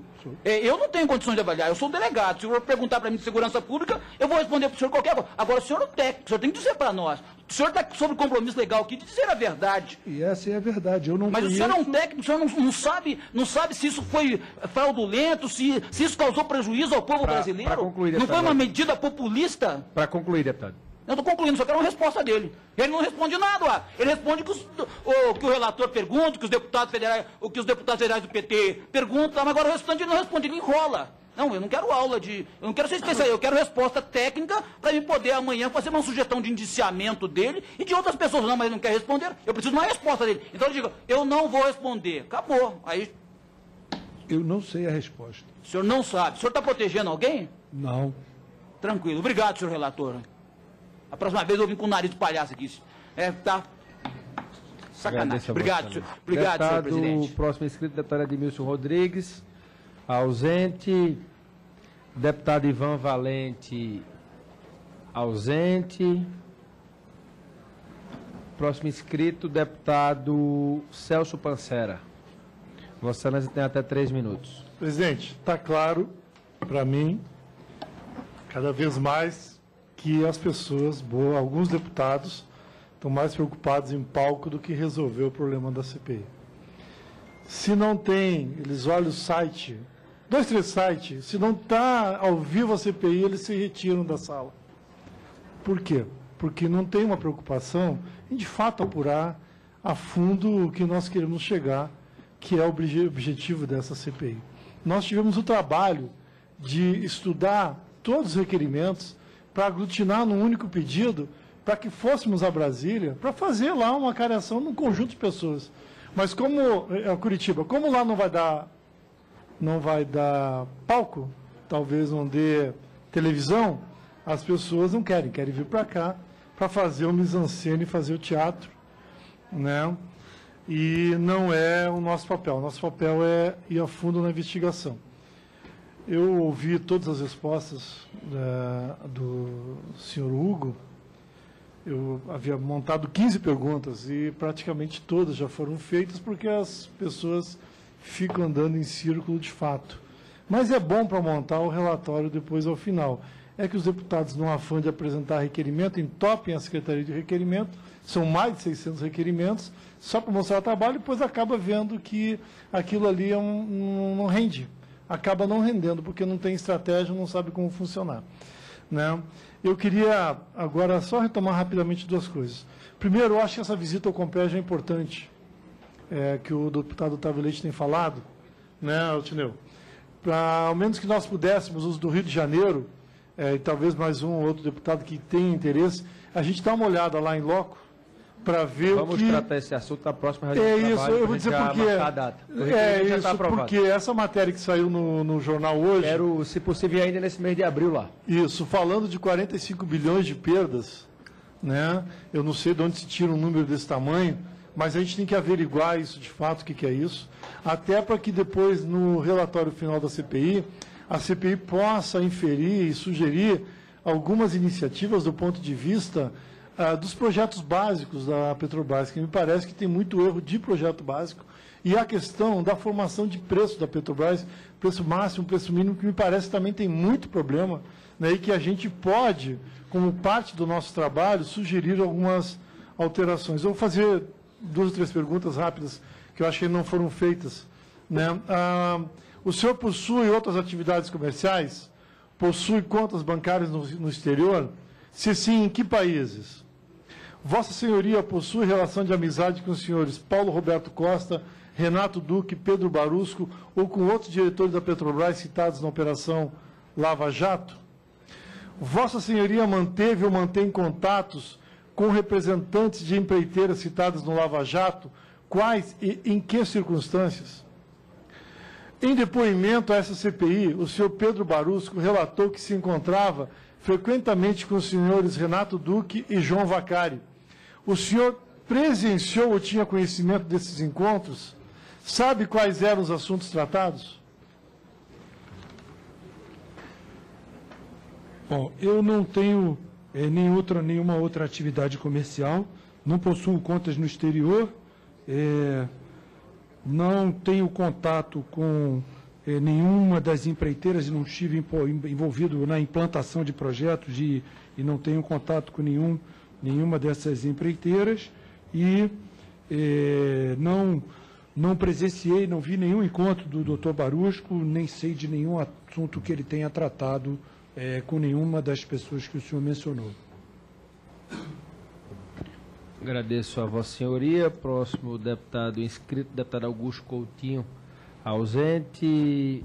Deputado Léo de Brito, é o próximo inscrito. Vossa Excelência deseja a palavra como líder logo, deputado Jorge Solar? Ou em seguida, deputado Léo? Deixo a cargo dos senhores. Vossa Excelência tem precedência. Deputado Léo de Brito, em seguida, Vossa Excelência, pela liderança do PT. Bem, senhor presidente, nobre relator, senhor Hugo, queria fazer aqui a minha fala no sentido, fazendo alguns questionamentos aqui. O primeiro sobre a questão das SPEs, né?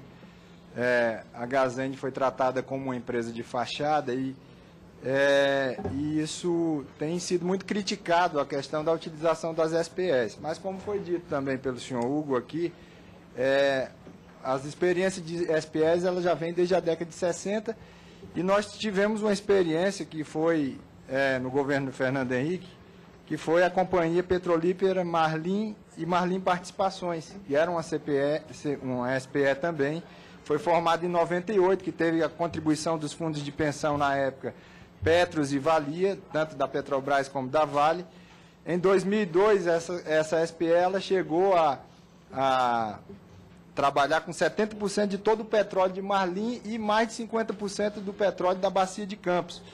e também foi financiado pelo BNDES, um empréstimo de 200 milhões, num contrato de 10 anos, sem processo público de disputa, sem riscos, e o petróleo penhorado em garantia de pagamentos, com a chamada cláusula de Marlim, que dizia o seguinte: a Petrobras está obrigada, nos termos do contrato de suporte, a efetivar pagamentos a Marlim para suprir eventuais deficiências. Dessa forma, a Petrobras passa a assumir todos os riscos relativos ao preço do petróleo, produção e taxa de juros associados ao projeto, obrigando-se também a cobrir qualquer deficiência resultante da variação cambial. Ou seja, um negócio da China que conseguiu enriquecer muita gente que participou dessa SPE.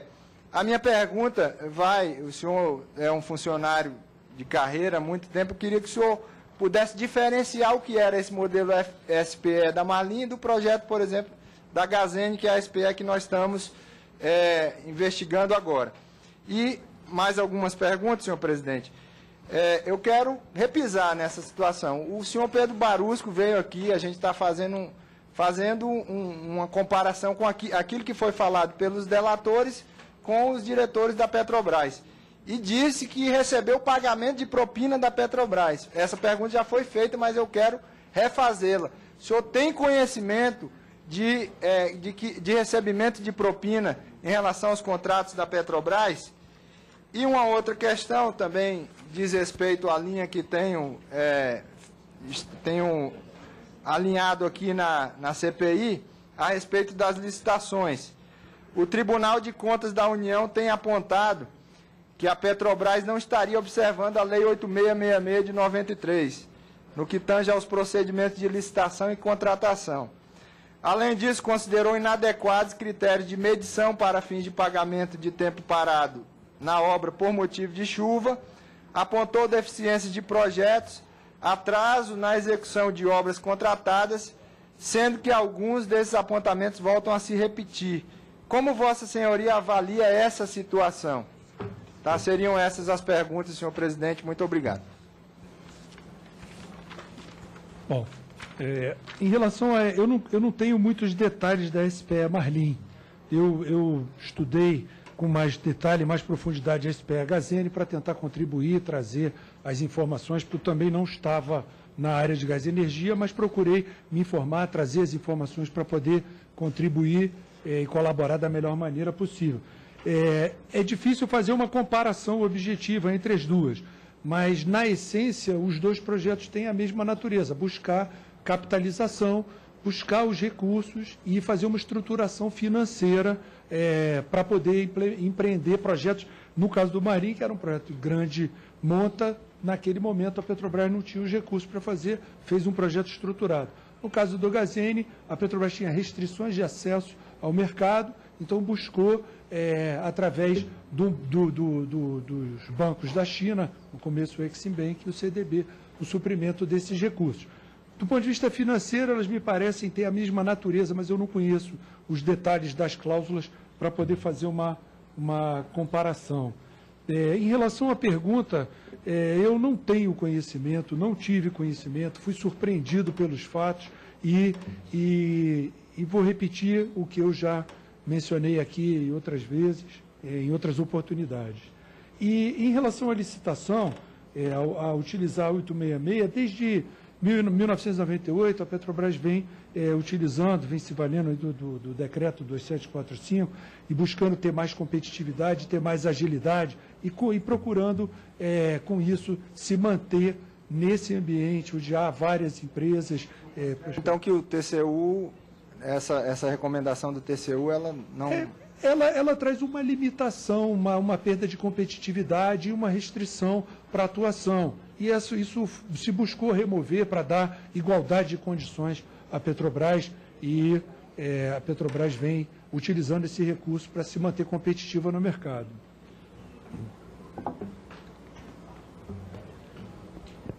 Chamarei os próximos deputados inscritos, estão todos ausentes, para que a gente possa concluir com o deputado Jorge Sola, que vai usar o tempo pela liderança do PT. E aí presidente, um minutinho, depois do deputado Jorge Sola.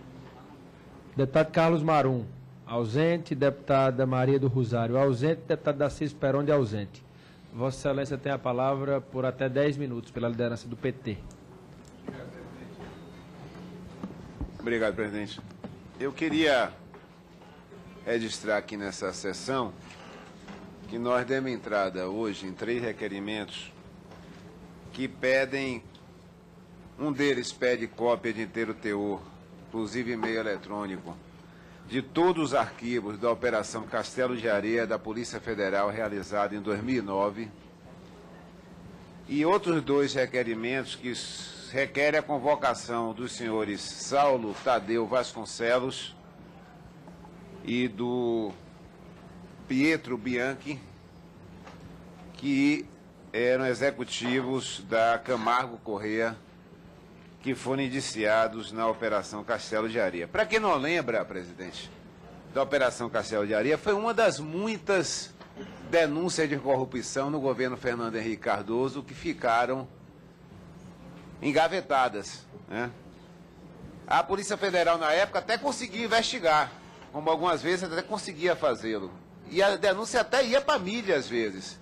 Mas, infelizmente, todas, o engavetador-geral da República não permitia, e com a conivência de outras instituições, eram mais uma vez engavetadas. A Operação Castelo de Areia investigou crime de evasão de divisas, lavagem de dinheiro envolvendo executivo de construtoras, em especial a Camargo Corrêa.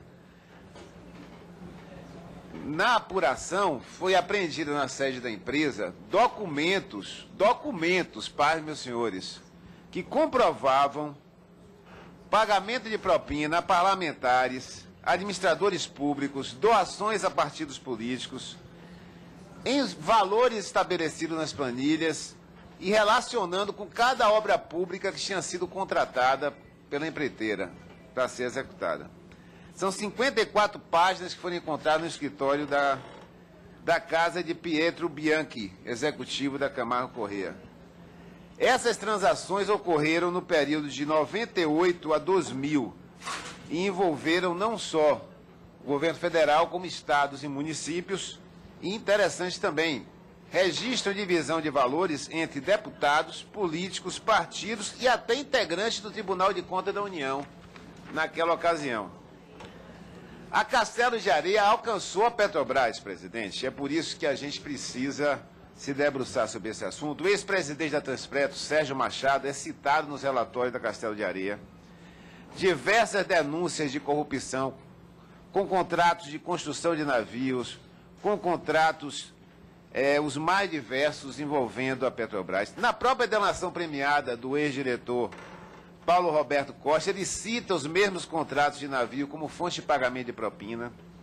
A procuradora Karen Kahn, a revista Carta Capitão, em dezembro de 2014, disse que a Operação Castelo de Areia foi precursora no levantamento de fraudes à licitação, formação de cartel, superfaturamento de empreiteiras e atos de corrupção. Esses ilícitos foram objeto de contratações espúrias de obras e serviços públicos com poder federal, estaduais e municipais em todo o país, envolvendo praticamente a grande maioria das empreiteiras, hoje alvo da Lava Jato.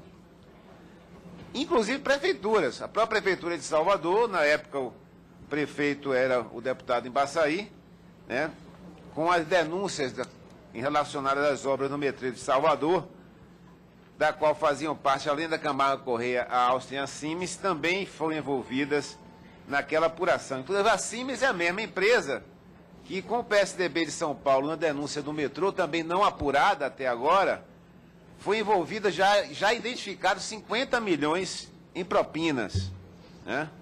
E naquela Castelo de Areia, inclusive, já foi comprovado superfaturamento e pagamento de propina no valor de 400 milhões atualizados na denúncia de corrupção das obras do metrô. Eu, como não defendo, deputado Embaçaí, a teoria do domínio do fato, eu não acho que necessariamente o senhor participou ou tinha conhecimento ou foi conivente com esses desvios que ocorreram na sua gestão como prefeito. Infelizmente, tem gente que acha que é assim.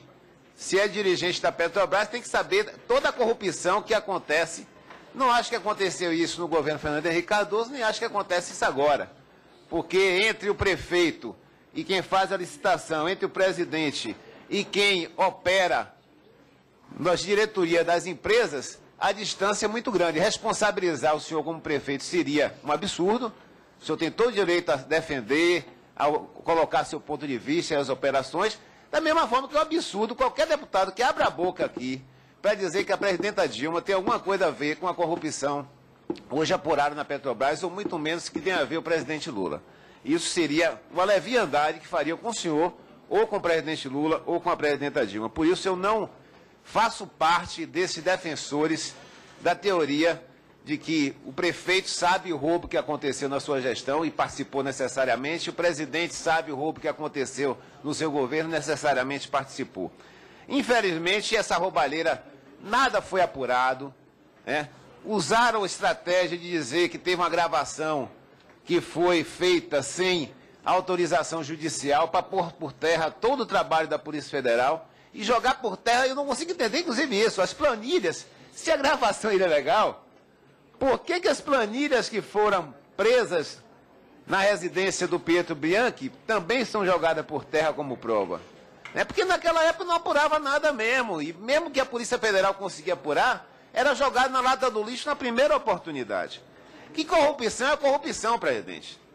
Independente de que governo aconteceu, ela tem que ser apurada, ela tem que ser punida, e nós temos que tomar medidas para acabar a corrupção. Por isso, volto a insistir a necessidade de banirmos o financiamento empresarial privado de campanha eleitoral. Porque o fato do ex-prefeito Embaçaí ter recebido recursos da OAS para financiar a campanha dele, isso não significa que ele participou de qualquer atitude ilícita para que a OAS viesse, pelos belos olhos dele, dar essa contribuição financeira. Então, não podemos dizer que o deputado Embaçaí recebeu recurso em qualquer da campanha que ele participou como prefeito ou como deputado, legalmente doados, e que esses recursos da Camargo Corrêa, da OAS, de qualquer empresa que tenha dado, sejam necessariamente auferidos por base de propinas da corrupção da obra do metrô de Salvador ou qualquer outra obra no governo Fernando Henrique Cardoso. Da mesma forma que não podemos dizer que qualquer doação para um partido político, legalmente feita, seja o PMDB, que foi quem mais recebeu doação dessas empresas, seja o PSDB, que recebeu doação em montante igual praticamente ao do PT, todos os partidos receberam doações legais. Então não dá para diferenciar que para um deputado, para um prefeito, para um governador, doação legal é associada à propina, e para outro, só porque é num partido político diferente, é algo que não tem nenhum risco de estar contaminado com as ilicitudes ocorridas em superfaturamento de obras de empresa. Portanto, que eu acho que a melhor coisa que essa CPI pode contribuir para o país é, além de punir, além de ajudar na apuração e na punição dos envolvidos nos atos de corrupção na Petrobras, seja na década de 90, seja nesse século, não importa, todos que roubaram a Petrobras têm que ser punidos, senão vamos continuar aqui a CPI acobertando a roubalheira nos governos anteriores e limitando aos poucos últimos anos, da mesma forma que nós precisamos acabar a fonte de todo esse processo de corrupção. O Brasil não pode ficar à beira no mundo, mais de 4 dezenas de países já baniram o financiamento privado em processo de campanha eleitoral. E nós precisamos fazer isso também. E aí eu peço ao presidente, ao vice-presidente, ao relator e aos demais membros dessa CPI que associe a esse nosso requerimento para que a gente possa apurar, convidar aqui, convocar, melhor dizendo, os senhores Saulo Vasconcelos e Pietro Bianchi, e apurar e levantar, tirar do fundo do baú, da gaveta que está dentro do governo Fernando Henrique Cardoso, os documentos da Operação Castelo de Areia, para que a gente possa punir os responsáveis efetivamente e até identificar, né, entender como é que se operacionalizou esse esquema dentro da Petrobras. Porque a gente pode supor, de um lado, que esse esquema já existia dentro da Petrobras, como foi dito aqui, inclusive por alguns que já participaram dessas oitivas, e ele foi transposto para outras contratações, para outras empresas, para outras instituições, outras esferas de governo, saíram de dentro da Petrobras para contratos, para propinas em contratos com estatais, outras e prefeituras, estados e União, ou se foi o oposto. Ela já ocorria esses mecanismos de cartel já ocorriam fora da Petrobras e progressivamente foram ocupando um espaço também dentro da estatal, à medida, inclusive... Para concluir, deputado. Para concluir, à medida, inclusive, cresceu, pode-se até supor, presidente, que essa participação das propinas por dentro da estatal cresceram à medida que a Petrobras cresceu, aumentou o seu cartel de obras, de contratos, de empreendimentos, isso se tornou mais atrativo para empreiteiras que já faziam isso em estradas, já faziam isso em obras de metrô, já faziam isso em outros empreendimentos. Então, eu acho que, insisto, presidente, deputado, que precisamos varrer a corrupção, e varrer a corrupção é varrer o financiamento privado empresarial de campanha em nosso país. Agradeço a Vossa Excelência. Deputado Embaçaí, como foi citado, tem direito a fazer uso da palavra. Agradeço ao presidente e também me dirijo diretamente ao deputado Jorge Sola, um homem preparado e inteligente, e que eu lamento tenha se prestado um papel dessa natureza. Uma fundamentação absolutamente estéril. Eu diria que talvez até um outro colega de Vossa Excelência não tenha se sentido à altura para fazer esse papel que Vossa Excelência acaba de fazer. Com relação ao metrô de Salvador, devo esclarecimento. Essa obra foi iniciada na minha gestão. E a matéria que saiu na Folha de São Paulo, aliás, um jornal muito conceituado em todo o país, não registra, até porque não existe, nenhuma citação do meu nome em momento algum, tanto do TCU quanto do Ministério Público Federal. Apesar de ser uma obra que já está aí há muitos anos, e Vossa Excelência sabe muito bem que 8 anos o governo da Bahia é administrado pelo PT e 12 anos o governo federal é administrado pelo PT. E durante todo esse período de 8 anos e 12 anos, 8 na Bahia e 12 no Brasil, essa obra continua recebendo recursos do governo do PT. E são as mesmas empreiteiras, deputado Jorge Sola. Vossa Excelência sabe disso. Então, Vossa Excelência fez aí um jogo de palavras, tentando insinuar e depois sair daqui e falar que fez uma acusação e que eu teria ficado aqui constrangido. Não me constrange de maneira nenhuma. O que eu quero dizer é que essa é uma obra, presidente, uma obra que tem a participação do governo federal, do governo do estado e do governo municipal. Eu deixei a prefeitura, deputado, há 10 anos, quase 11 anos. Agora, depois desse afé, de eu ter convocado aqui o tesoureiro do PT, o Vacari, Vossa Excelência veio com esse assunto paroquial. Talvez até para quando voltar na Bahia dizer, olha, fiz lá o enfrentamento, disse que eu tinha que dizer, tudo a pedido, certamente, de uma orquestração. Eu quero encerrar dizendo que as mesmas empreiteiras que trabalhavam na minha época, trabalharam com o governador Jacques Wagner nesse metrô, o governador Wagner hoje ministro da Defesa, e trabalham hoje com o seu governador Rui Costa, governador do PT. Então, Vossa Excelência deveria se dirigir ao governador Rui Costa e pedir a ele que penalize essas empresas, já que há um convencimento tão forte de Vossa Excelência de que essas empresas prejudicaram o país, por que elas estão trabalhando lá recebendo dinheiro do governo do PT, tanto do governo da União quanto do governo do Estado? Eu encerro dizendo que até ouvi com todo respeito as palavras do deputado Léo Brito. E até eu compreendo, porque certamente ele não acompanhou esse projeto na Bahia como Vossa Excelência acompanhou. E encerro dizendo que Vossa Excelência se comportou com desonestidade intelectual. Presidente, foi mencionado o presidente Fernando Henrique, o PSDB. Presidente. Eu gostaria de 1 minuto só para poder... Vossa Excelência não foi citado pessoalmente. Eu darei a palavra ao deputado Altineu. 1 minuto para que Vossa Excelência possa fazer as perguntas. O senhor Hugo Repsoldi responde e já, se puder, fazer as considerações finais para que a gente possa encerrar o etíope.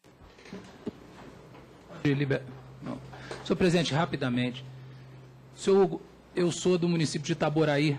A região de São Gonçalo e Itaboraí está sofrendo tragicamente com a questão do Comperge.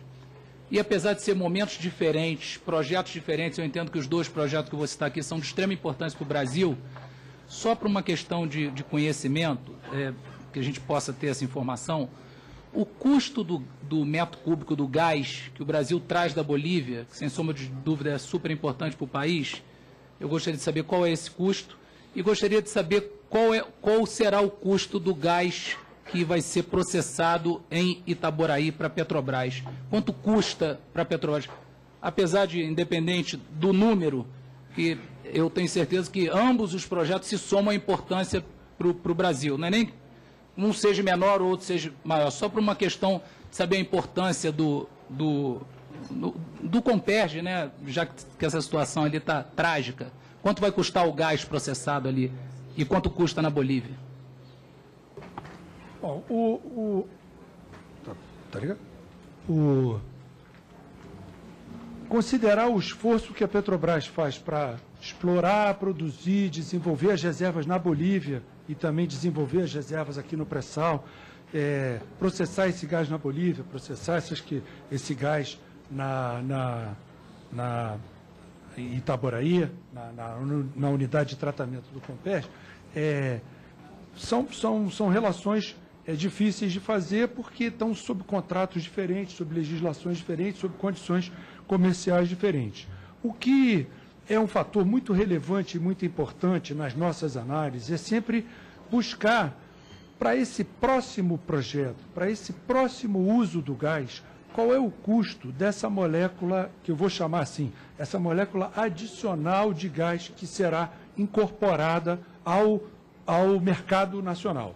Seja ele vindo do GNL, seja ele vindo da Bolívia, seja ele vindo da Bacia de Campos, ou de águas profundas a 300 quilômetros da costa, o relevante é que a próxima molécula que vai alimentar o próximo projeto, ela seja contemplada em relação ao custo que ela tem, se ela é importada de GNL, está ligada aos preços do GNL internacional. Se é importado da Bolívia, está ligado ao preço do gás boliviano. E se está sendo produzida aqui na costa, ela está ligada aos custos, e aí essa separação do custo do gás e do custo do óleo e do custo do processo como um todo, ela é bem mais complexa de fazer. O importante é considerar que essa última molécula, quanto ela custa, e comparar com o benefício que ela vai trazer para esse último projeto. E aí isso vai permitir a melhor alocação possível do gás para a sociedade brasileira. E vai ter momentos em que será o GNL essa última molécula. Será momentos que será o da Bolívia. Mas num todo, se nós não tivéssemos... os projetos estivessem zerados hoje, num todo, produzir gás da Bacia de Campos, do pré-sal em Itaboraí, é mais barato do que produzir na Bolívia. Será mais barato quando essa escala toda do pré-sal será mais barato. Se realizar, porque é uma escala considerável de gás. Muito obrigado, senhor presidente. Agradeço a Vossa Excelência. Muito obrigado, senhor Hugo. Vossa Excelência pode fazer as considerações finais, não havendo mais deputados inscritos. Senhor presidente, só um minutinho só. Não, delegado Valdir. Eu quero contribuir com a investigação. A compreensão da Vossa Excelência. O convidado vai fazer as considerações finais. Não, convidado. Só contribuir com a investigação, presidente. Ensinar o PT a investigação. Vamos chamar o Delcídio Amaral e o Severo. Presidente. Muito obrigado aí pela paciência dos senhores. E eu espero ter contribuído da melhor maneira possível, dentro de tudo que eu sei, foi isso que eu trouxe. Espero contribuir para que esse processo evolua e vocês consigam chegar aí a termo as conclusões importantes que vão ajudar a Petrobras e vão ajudar o Brasil aí a... Em nome da CPI, nós agradecemos a presença de Vossa Senhoria aqui na nossa reunião. Lembrando que iremos tratar do início das oitivas das subrelatorias, marcando data, acredito eu, que a partir já da próxima semana, onde faremos questão de dar vazão a toda a pauta já aprovada através de requerimentos na última reunião deliberativa. Nada mais havendo a tratar, agradeço a presença de todos e declaro encerrada a presente reunião.